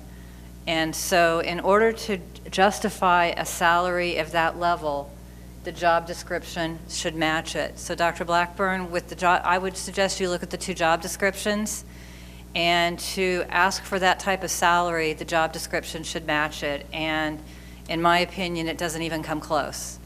And I would say the same thing for the media content coordinator. 12 items doesn't justify the salary. The other two job descriptions have 24 items listed. 12 items is not much of a job description. Also, on the media content coordinator, and researching what that does, and it may not seem like much, but our requirement is 2 years experience, where when I looked at them, it's more like 3 to 5 years. And I was just curious how we chose those numbers. So we're not asking for very much experience for what they're doing either. I'm going to, if it pleases the board, I'll ask Mrs. Irwin to come up and talk about those two positions.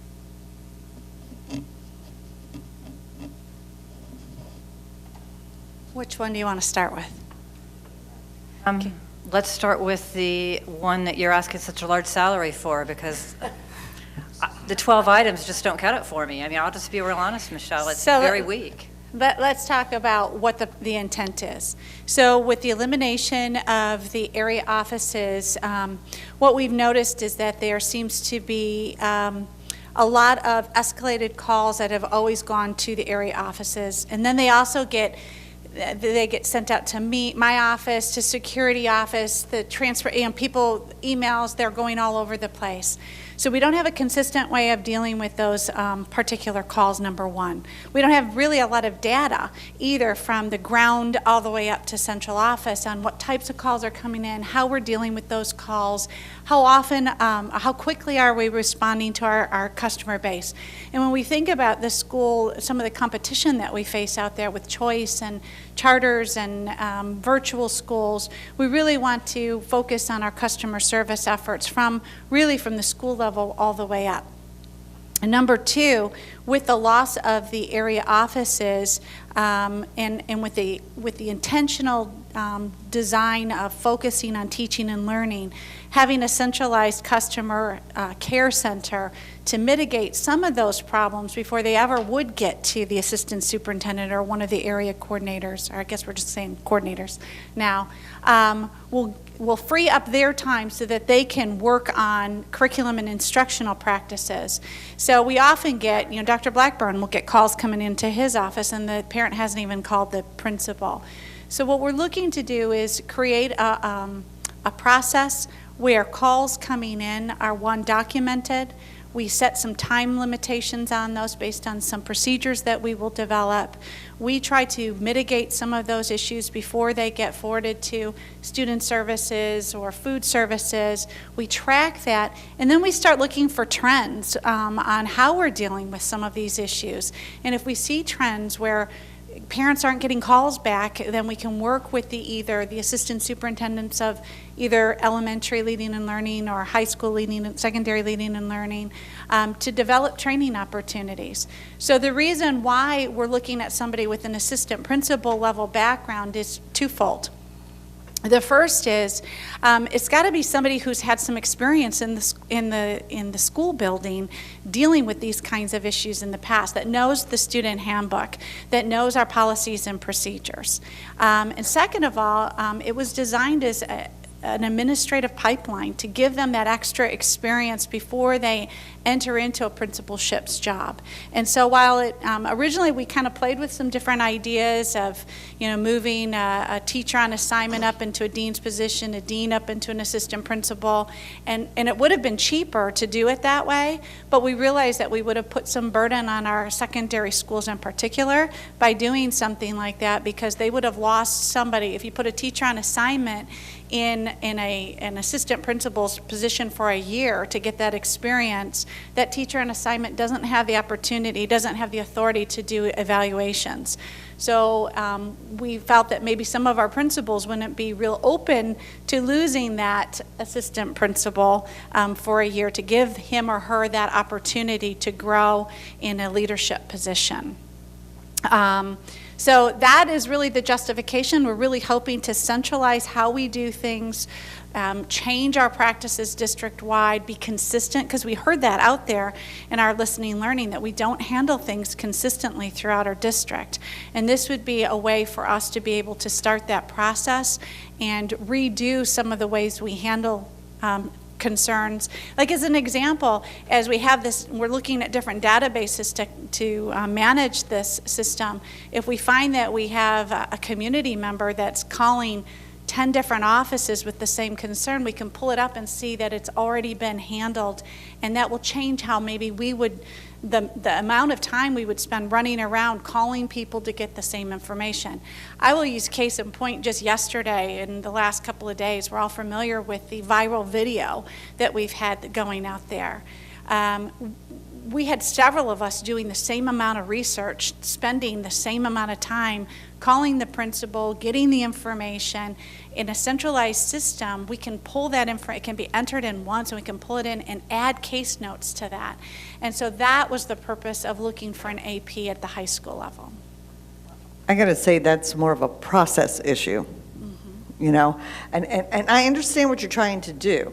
And we sort of talked about this today. I guess my concern about this is that years ago, we authorized, some of us reluctantly, the area coordinators to help the area superintendents, okay? So, and that was supposed to help this. Interesting, part of the conversation is that we have so many issues going on out there that that's all the area superintendents do.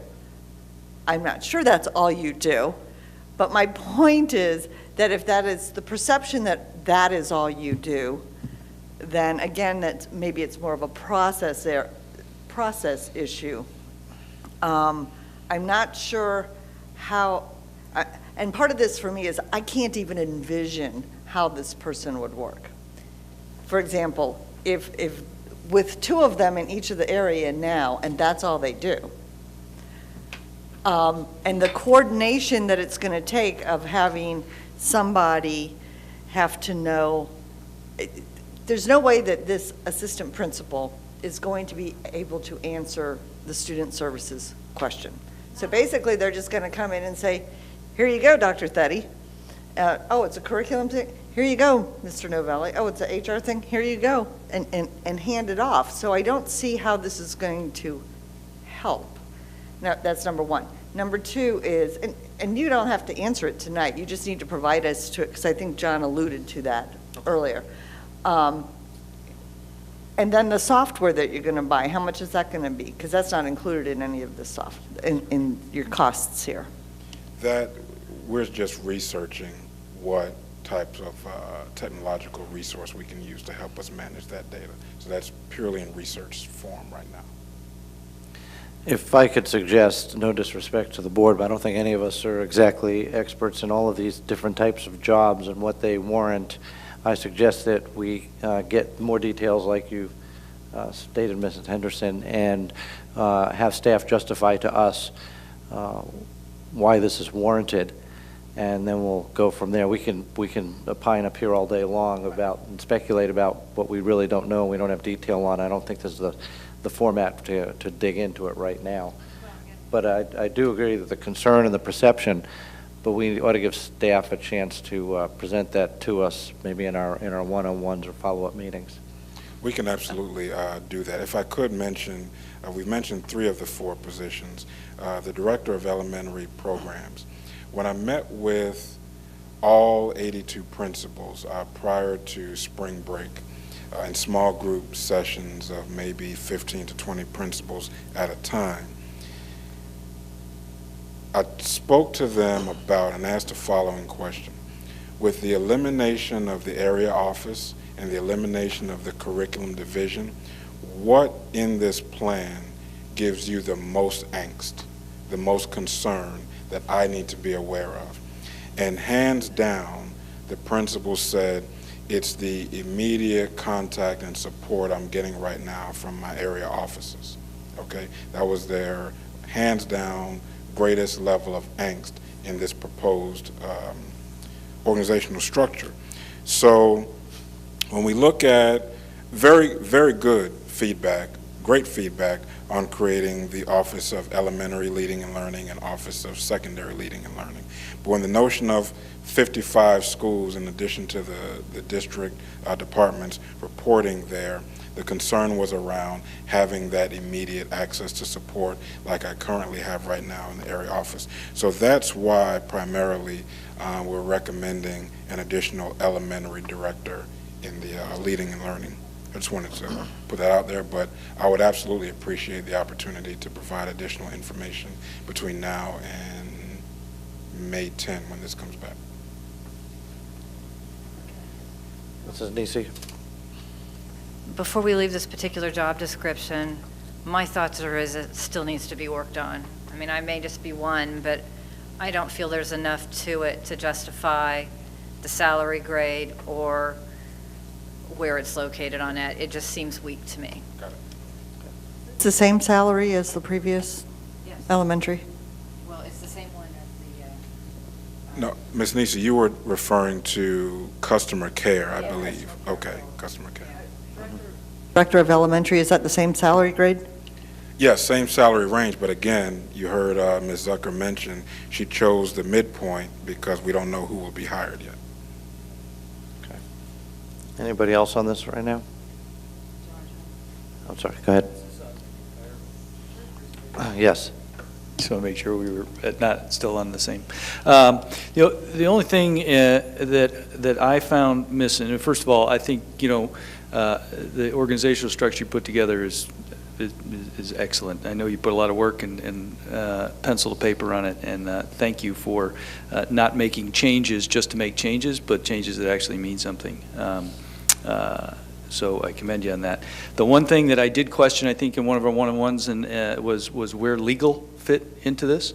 It's not in the organizational chart, yet the staff interacts with legal. And so my concern is that since we do not have legal, a legal department or a legal block, whether that has anybody in it or not, whether how that interaction happens, I think to me is an organizational question mark. And I guess I'd come back to the board and say, how do we make sure that we continue to give the superintendent and the organization the tools, the legal tools they need to succeed. And I know we started down the path. We've had discussion. Has nothing to do with individuals, but how we're going to address it. The fact that we don't have a anything legal on an organizational structure of this size of corporation and this size of business is very concerning to me. And I don't know if it's something that we as a board need to address, or if it's something that the superintendent needs to address on one side, we address it on another side. I'd just like to make sure we have that as part of the conversation. I think we really need to make sure that we are covering our bases with a robust legal presence that is accessible at all times for the staff inside of this organizational structure. Anybody else? Mrs. Belford. I think many of my specific questions would probably be answered with the ROI analysis that Mr. Craig had requested with regard to what other human energy, time, expertise are we freeing up by adding these positions, and how does this help things flow more appropriately, I guess. The other thing, and obviously we had talked about this being cost neutral, and I'm glad that we are coming in with a little bit of cost savings with the reorganization. Excuse me. As we move forward, one of the things that we had discussed, and I know we are very, very early in this process, and new staff on board that are just getting their feet wet, but I do want to make sure that we keep top of mind going forward our collective commitment to get more dollars, more resources, more support back to the schools. And so I would really like to see, especially as we discuss the addition of new positions, how that directly increases our resources going to the school level. I think that's just important for us to keep top of mind as we go forward and make sure that that is tied in with that goal. Anything else, Dr. Blackburn? That's it. I'll take everything I heard here and bring you back the requested information. Okay. That was a very in-depth presentation. Thank you. Do any board members wish to discuss any other informational items? No? Are you giving?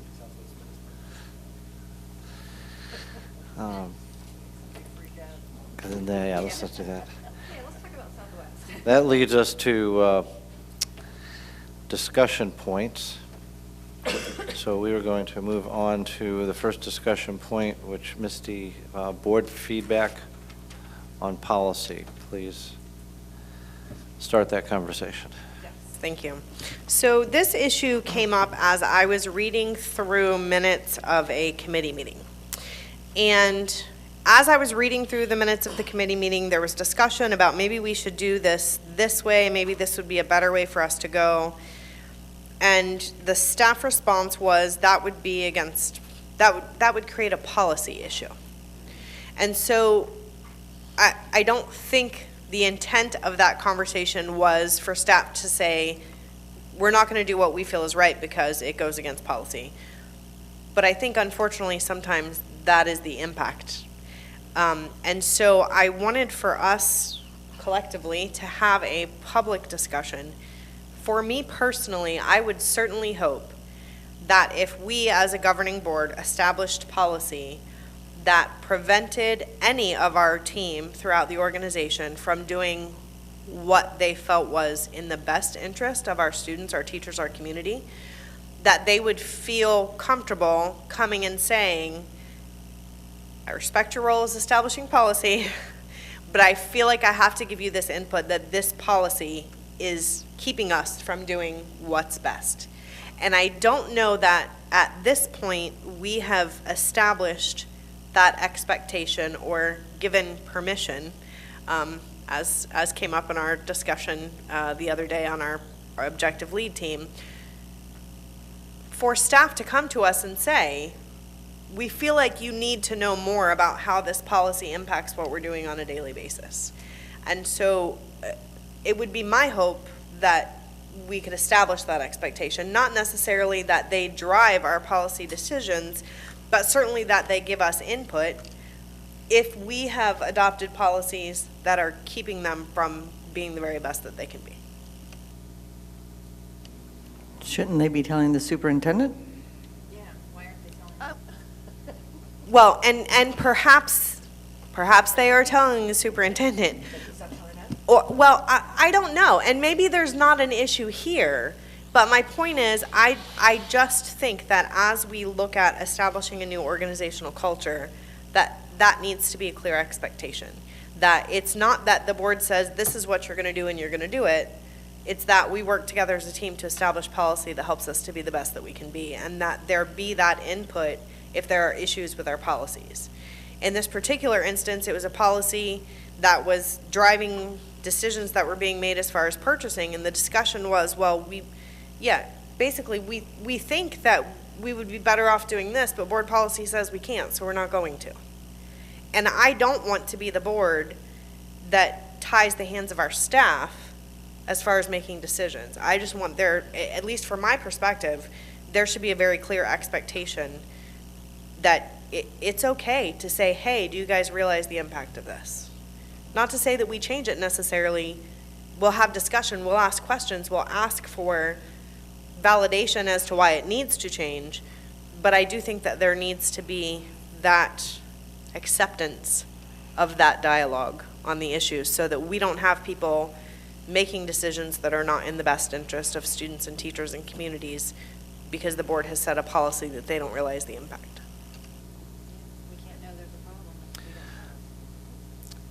This relates to two things I've commented in the past, and I think it all ties together. One of which is why I like to see board members attending more, say, like committee meetings. For example, when I had the opportunity to sit in on an out-of-area appeals committee meeting where the panel who was there to decide what's in the best interest of students said, well, I'm not sure we should do that because I don't think that's what the board wants. What we want is what's in the best interest of students. And I said, no, just don't worry about us, worry about the students and make your decision based on that. And they said, well, okay then, and they went about and did that. So I think that's the same point. And the second thing is, as I said earlier today, is sometimes if a policy is so complicated we can't accomplish our goal, that's our fault for having a complicated policy, and then that should be brought to our attention and the superintendent's attention, and we should work on policy changes to help accomplish our mission of what's in the best interest. So I understand where you're coming from and a lot of different angles to that, and I think it's good that we let staff and people know that we want that information. I know Dr. Blackburn wants that information to bubble up to us so that we can improve. So I think, I'm in a very, I have an advantage. I get a chance to spend a lot of time with board members as groups and as individuals, and I get a chance to spend a lot of time with the senior staff and the rest of the organization. But I think to the points that were just made, you stating it and them hearing it, I feel goes a long way in the culture that this board is trying to make sure that we have, and that is the way we've always done it isn't the sole justification for continuing to do it, and that board members do want to empower and expect the organization to allow information to rise that may contradict current policy. You'll absolutely provide direction, but you want to hear that from myself and the rest of the organization. Any other input on that? I think that. It's good? Okay. Then we will move to the next discussion point. Mr. Craig, live-in security contracts. I didn't know what else to call it, so hopefully everybody knows what I'm talking about. Because funny that you all laugh, because nobody seems to know what to call it. And this came about as I spent the morning with Mr. Theodore and in discussion about facilities. And at the end of that, I said, hey, can you fill me in a little bit on this?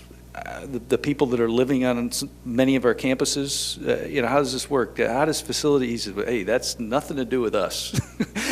I'm like, really? Has nothing to do with facilities? He's like, no, we hook up the electric. They pay $8 a month for water or something, but that's actually a security program.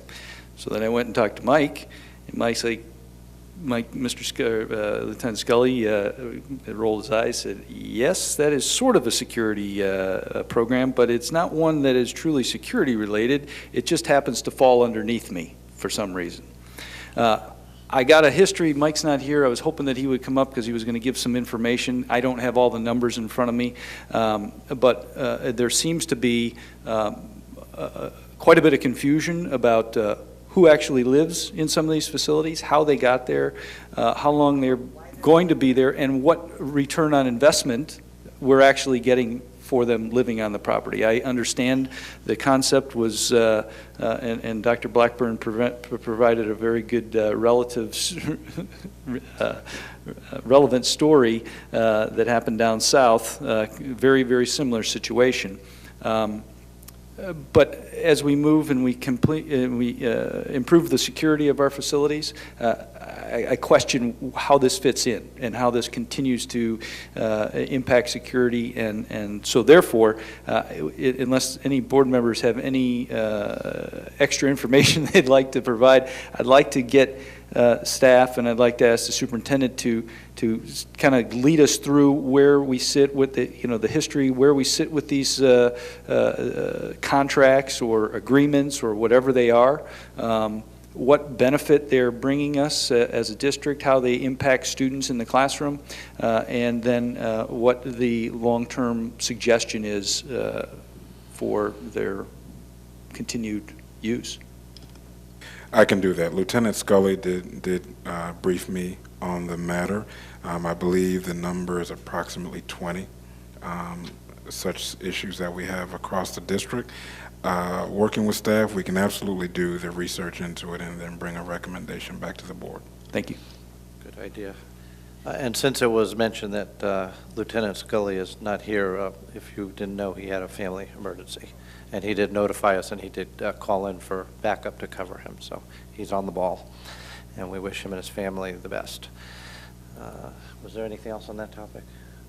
Next item. I'd just like to say that I'm glad you brought this up, because I had this conversation with Lieutenant Scully not too long ago. We may even have people that we don't really want there.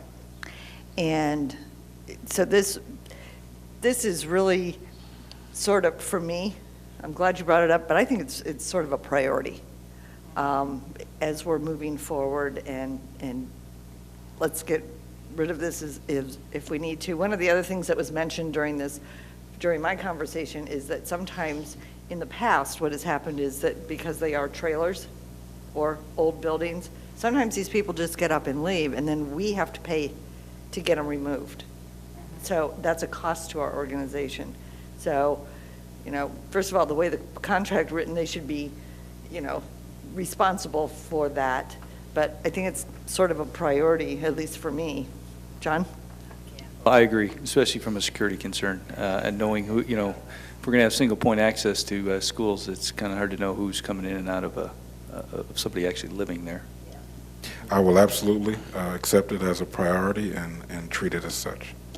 Very good, thank you.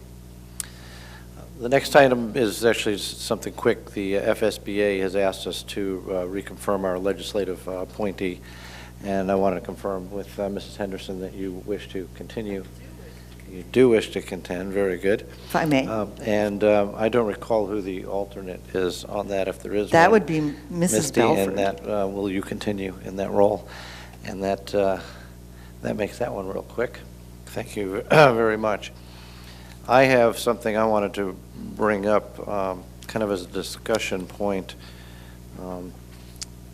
something I just learned in the past week, which you all may have been hearing the same thing in visiting schools and actually bumping into some teachers from other schools. I learned to my dissatisfaction that the level of stress and angst right now in our teachers and our students for testing is way beyond what it was last year. And I was very surprised, because I know this board has been trying to make a very concerted effort to reduce that. And I can't say I know why it's higher, other than maybe more computer-based testing. But the amount of impact, or the negative impact it appears to be having on delivery of curriculum in our schools is just staggering. The stress levels, they shouldn't be there. I really feel for our teachers and our staff and the students, and the disruption, the closing down media centers for 3 weeks, lack of delivery of services to our ESE kids, and I believe the list goes on and on and on and on. I don't know what the solution is. There seemed to be one common theme that if maybe we go to paper-based testing, we would resolve all of these problems real quickly. And I don't know how we get there, but I think it's time we elevate our stance to maybe opting out of computer-based testing and being maybe these legislators that helped us when they get back in office will help us push paper-based testing, because this is just unacceptable. And I'd like to hear with board members if you're hearing the same things I'm hearing.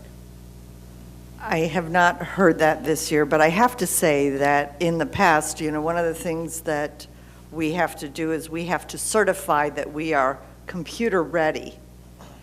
And quite frankly, my stance on it has always been, and always will be, that if in fact I have to shut down my media centers, if I have to take away all the academies in order to use their computers in their classes, then no, we are not computer ready. And once we certify ourselves as ready, then we tell this, although you want to do that and you want to say to the state, yeah, we have everything going on. If we don't, and if it is creating a stress on our school, I mean, just like having too many kids in a school, it stresses the rest of the facilities. This is partly we brought it on ourselves. If we weren't ready, maybe we would get paper tests. I don't know. That's a good point. Good point, Mrs. Nisi. I think, Dr. Blackburn, what I'm most troubled by are the number of students that are losing instructional time by watching movies, being told to play on their phones, by our sitting and doing nothing because, and this has been brought by the board every year. One of the things is this gentleman was talking about the public speakers, what an opportune time to bring in for the students that aren't testing, what a time. Bring in speakers for those kids that aren't, but we have kids sitting in classrooms doing nothing. And I don't know what we have to do to change that, but there's got to be a better way. For teachers telling kids to play on their phones, that's so many shades of wrong. I didn't say, I'm very careful in what I said. That's my new saying today of shades of wrong. But we've got to fix that because, I heard, Dan talking about the stresses of teachers. Well, I can't imagine sitting in a classroom and have nothing to do and watching the same movie. And, I'm hearing that from kids. So there's schools know this is coming. Teachers know this is coming. We've got talented staff. They've got to figure out something to do with these kids besides having them sit and watch a movie and play with their phones. Let's take this another step to what Mrs. Henderson said about being technically ready. Everybody knows, we always joke, have you ever been in a meeting or presentation or class or anything where technology doesn't have a problem? Well, that's going on, like tonight. That is going on with these tests. I understand that many students have the sound related to their test. We have ESE kids that the tests are being read to them, and they're having very difficult times hearing the sounds, not due necessarily to any fault of the individual computers, but because of the delivery possibly from the software. So how is that poor delivery of the test, because that's part of the test, how is that poor delivery of the test impacting students' grades? That we don't even have a measurement on that, yet they know for a fact that there are sound issues on a regular basis. Not even something it sounds like we could even solve because it doesn't appear to be on our end, but yet it has an impact on the outcome of a student's future, of a teacher's evaluation based on that. That's just, it's wrong on a lot of levels. Mrs. Belford. I actually have a question on, I guess, the impact of instructional time or learning time. I was speaking with a teacher the other day who informed me, and I had not heard this before. In the past, prior to even getting on the board, I had issue with the scripts that were read to students because as a mother, I dare you to tell my child that they can't talk to me about anything. That's not your role. It is my child, and we will talk about what we want to talk about, and nobody should be telling my child to keep secrets from me. So as a parent, that bothered me greatly as far as the script. I was recently told, because another one of my aggravations is that my son, for example, did FSA math Monday and Tuesday of this week, and he finished it like that, and then he sat. I'm being told that there are different scripts that we can choose as a district that we can give students the opportunity to sit and read when they have finished their test. And I don't know if that is true, but I feel like it feeds into this effective use of our student time. If that is in fact a possibility, I would love for us to encourage that opportunity for our students when they finish testing as well. That brings up a point, if I understood what I was told correctly, that students who take a test and have X amount of time on their test are told they cannot finish early. They cannot, test needs to run the duration of the time, and therefore, unless everyone, and if I recall correctly, well, at least when I was a kid, I remember being advised that typically your first answer is probably your best answer, but I know if you would leave me in front of an open test for another half hour, 45 minutes, I'd start second guessing myself and probably going back and is that the right thing to do? I always prided myself on, all right, I got my math done, I'm the first one done, and but they can't do that? They can't. Is this true that they have to keep their test open for that period of time? And there's a lot of very interesting things I just feel are wrong about this whole process, and I don't know what the solution is, but we need to address this somehow to whatever our ability is. Dr. Blackburn. If, I'll tell you, Mr. Ziegler and board members, if you pressured me greatly to say something positive about standardized testing in this state, I would fail miserably. It is extremely intrusive in our schools. I've heard the concerns around assignments or movie watching, television show watching, playing on phones, etc. I can't in good conscience blame our teachers or principals for that situation because they're in a lose-lose situation. Testing is going on. If half of the class is being pulled for some kind of accommodation or had to, spend more time on the test, going forward with meaningful instruction while missing half of your class, that's a challenge, right? You mentioned the computer piece. If the teacher is accustomed to having that cart in her room, and that's an integral part of all instruction, and then during testing, he or she can't rely on that cart, the teacher is in another, very difficult situation. In my previous life, in the district formerly known as the place I worked in, wrestled with this issue and did some research around testing at the high school level and found that conservatively speaking, 25 to 30 days of the year, random days throughout the year, we had to write them off. They were gone. 25 to 30.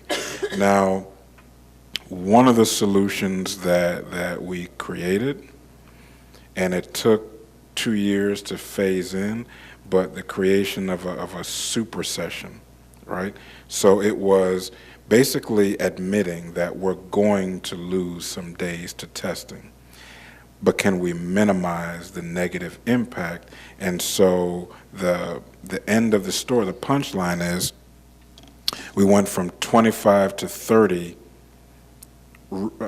days given up to testing to about 5 at the high end, days given up. And so days of the school year dedicated to just testing. It takes a lot of organization and scheduling, but on Monday would be the test for X, Y, Z assessments. Some in the morning, some in the afternoon. There's a transportation impact there, and of course there would be costs. But the other end was the return of 20 to 25 days of instruction throughout the school year. And so that's one thing we can look at, but it's a problem. It's absolutely a problem. The computer, I will tell you, Ms. Henderson, the document that the superintendent had to sign certifying that we are ready, not only did I cringe, but I reached out to a lifeline, a mentor, more seasoned veteran, more seasoned superintendent than myself, and I said, I'm not signing this. It's ridiculous. I mean, why? We've given the vote of no confidence. We've done some other things. Why would we sign this? And so the advice I was given by my veteran colleague was, been there, done that. We tried not to sign this, and so when you sign and say you're not ready, you'll get another friendly notice saying, okay, if you're not ready, then talk to me about your readiness plan. And so it was an end and around. If you don't sign that document, then talk to me about the gazillions of dollars you will spend in your system to get ready. That was a few years ago, but that was the advice that I was given. So I want you to know, I want to assure you, it was a very illegible signature that I put on that document. It was very, very quick, and I had an attitude when I signed it, if that makes a difference. I'll do that next time, left-handed. But I'm glad we're having this discussion, and we can open up the dialogue across the system and how we can address this better, but it's a challenge. I'm not hearing favorable conversation that as wonderful as our legislators are, I'm not hearing that the accountability system is up for discussion for next session. I'm not hearing favorable commentary on that. So, Mr. Craig. Thank you for enunciating that and telling it, because I agree with you completely. And I don't think any one of us, and I know I don't, speaking for myself, are trying to point a finger at any principal or teacher. No. If anything, I think we should point a finger back at ourselves because we can be more proactive. All right. Somebody brought up, the speakers that were here, the Joe Voss Institute. That's just one example. So I think, that as we look at that, there are a ton of great ideas out there that we could fill quality time with, right? And I'm guessing that if we had a brainstorming session of a few, senior staff and maybe even a board member or two, we could probably come up with a whole slew of ideas that would cost very little or nothing to institute, and be proactive to give those options to the schools, so that they're so tied up and they're so, and rightfully so worried about their stuff. If we can hand them something and hand them, hey, here are some options for you. Pick and choose what you think might work for you. We'll work out the logistics. We'll work out the, the timing and that type of stuff. You just worry about what's going on in your school building. This is to ensure that we, are consistent across the district. Whatever, something like that. I think there's an opportunity for us to take advantage of quite a few different resources in this county. That would be more than willing to step in and help out. And while I agree that's one of the, let's say, three concerns. One is the loss of instructional time. The other one is that we're really not technologically ready. There are technological challenges in every school, and then there's also the stress on the employees and the students. So we've got multiple areas that need significant help or resolution on, and I agree we need to be a lot more proactive, and then I think that's going to include maybe adding this to a legislative priority. Yeah, that and maybe bringing this to the Central Florida Coalition also, and just rallying all the districts to just say we got to go back to paper. This ain't working. Well, and I think that's a great idea. I think it would take the coalition, FSBA, and the superintendents, and again, all of us need to be talking the same language in order to, and there's nothing that says that we can't start bringing this up now. Let's not wait till September. Correct. Let's get kind of rolling on it, and I think that the superintendents need to know about it. You can take care of it from your end, and we can take care of it from the other end. I think that's a good start. First of all, creating awareness and letting everybody know that we are aware at this level and that we're willing to do something about it. Great. last thing I have is, the last thing I have. You made fun of my pancakes. You're going to be here for a while.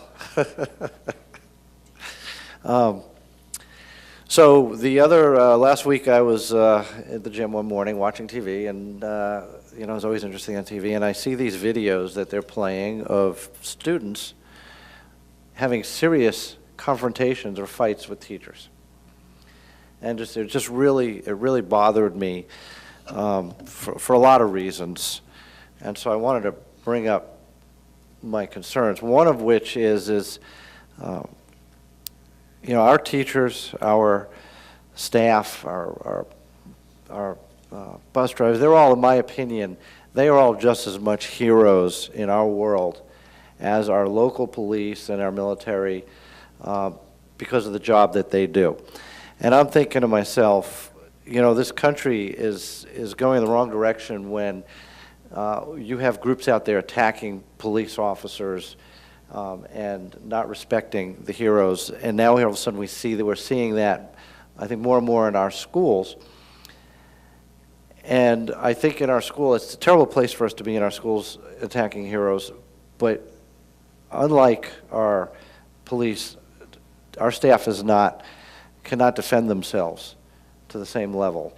And therefore, I think all the more reason that we need to make sure that we let staff know that we got their back, that we support them. And I've brought this up before. So I'm thinking to myself, that teacher that's being attacked by a student, they've obviously got to do something to protect themselves, but I'm thinking, what's going through their mind as to what's it going to look like afterwards? When the dust settles, they're probably thinking in their mind, oh my God, you know, this happened and I'm going to get in so much trouble. I'm going to get, and I've talked about, I'm going to get administrative leave with pay pending investigation, all this. I don't know what would be worse, the fear of the attack or the fear of the possible repercussion in their job. So I brought this up before, and we've got to find ways to send that message to our staff. And while I understand when I brought up before that I have an issue with administrative leave pending investigation, I understand there's a liability issue one of the board members brought up. I'm thinking, how do we solve this problem? And well, of course, when that happens, and I don't know how often this happens, I don't know if we have statistics on data on how often a staff, whether it be a teacher or a cafeteria worker or a bus driver, is pulled out of their position. But especially in a classroom, that has to have a negative impact on delivery of curriculum in the classroom to bring in a substitute. So all the students are going to lose when that happens. And we're going to spend money on a substitute. What is the possibility of putting that extra person in the classroom with that teacher? Now, of course, if it's an egregious situation, somebody's got to make a judgment call on, well, okay, yeah, there's enough evidence that that person has to come out of their position. But if there isn't, and I would tend to think that the majority of the time there isn't really a major problem, wouldn't everybody be better off if we put that extra person in the classroom? We're already spending the money. Now you've got a better ratio of teachers to students. So now all students are benefiting in the classroom. And I don't know if that's a viable solution. I don't know if there's a downside to doing that, but I want to keep throwing that out there because I want us to find solutions to support our teachers. And it just seems like a better usage of our money to have that extra help in the classroom to support the teacher and to support the kids. Ziegler, I can tell you that there really are not that many instances in a school year where that occurs with teachers. Well, that's good. That's good to hear. And hopefully there aren't many situations where there really is a problem. Where a teacher gets injured by a student? No, where a teacher's pulled out for administrative leave. Right. The point being, though, is even though it doesn't happen very often, there's that angst out there of that concern that if they do anything the slightest bit wrong, it's going to happen. And so they stress over it. And somehow we need to either send the message, put something in place to help them feel more comfortable about doing their job and not worrying about repercussion all the time. Because that seems to be one of the biggest stress levels in their life. And how do we make that better for them? Mrs. Belford. I actually had an interesting discussion the other day with Dr. Kent, and one of the things that she brought up was, and it was kind of an aside in our conversation. It was our getting to know you meeting that we had. But one of the things that she mentioned was that we needed to double check our student conduct code and ensure that there were consequences for false accusations against staff as well. And because there are times when students might make accusations for whatever reason that are unfounded, and they know they're unfounded, but they feel like if they can get a teacher in trouble for that, it'll be a win for them for whatever reason. So I think clearly articulating, making sure that it's documented in our policy, our conduct expectations, and articulating that to students in those instances to ensure that they know there are consequences if they're not being honest. So I thought that was a great recommendation. That's a great suggestion. Anybody else like to? Everybody just wants to go home, right? I understand. Important topics. I know, it's just been a long, long day. We started at 9? Yes. They've been here since 7? Yeah, let's let them go. Well, let's wrap up the conversation instead of. I just can't think anymore tonight, Andy, I'm sorry. Okay. Anyways, I think that everybody agrees that's a challenge, and I know Dr. Blackburn's aware, and I think it's a great suggestion by Dr. Kent, and maybe that'll help solve the problem, but we need to keep sending the right message to staff. That's the last thing I have. Do we have any board member reports? If I did, I've forgotten it. We're all afraid of a little punchy. No pancakes for you. Waffles. Dr. Blackburn, do you have anything to add? Brief discussion on from our newly minted Chief Financial Officer, Ms. Penny Zerker, just to provide the board an update on finances. Thank you. Yeah, this is day 17, and I'm having a blast, getting settled in, beginning to get my arms wrapped around the finances. We're still doing some looking. Just to give you a little reminder of where we're at, the conference report for the Florida Education Finance Program was completed on March 8th. It was passed by both the House and the Senate on March 11th and signed by the governor on March 17th. The conference committee did the first time we've ever seen where both House and Senate were real close coming into conference, and then they negotiated down our percentage increase. A lot more than a lot of districts were looking for. They went from a little over 3% to 2.3%, with most of that being categoricals. Now that's a statewide number, not our number. That leaving statewide roughly 1% for flexibility. That's not a lot to do anything with. First pass of the conference report in my office, Brevard's looking at roughly a 1.56% increase. We've got to take out of that categoricals, our share of the categoricals. The retirement percentage has gone up. We do have our own projections for enrollment, which never seems to match what the state uses, unfortunately. So we have additional staffing to serve those students we need to calculate, and we need to share with the charter schools their share of this. So we're in the process in my office. We're analyzing the conference report. We're going to do a projection on estimated fund balance this year. That's a risk, even this early out. There's no guarantees. We did just get the fourth calc in, so we know what those numbers are looking at. They're not too bad.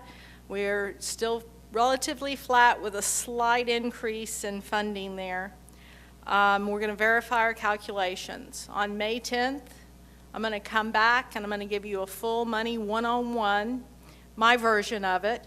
We're going to have some history looking at what's happened in the last 3 years from conference report to calc to final, so we can get a feel for what we think might be able to project what we think might happen this year, and try and give some information to you and to Dr. Blackburn and senior staff as to what we think will be available coming for this budget process.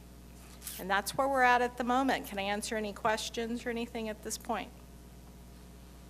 I think they're too tired to come up with any questions. I understand. I don't know if my brain would find Thank them you. right now either. Thank you. Thank you for your time. Thank I you. didn't like your numbers, but I'm sorry. If I could change them, I would. I'd bring them better. Thank you. Okay. Nothing else to come before the board?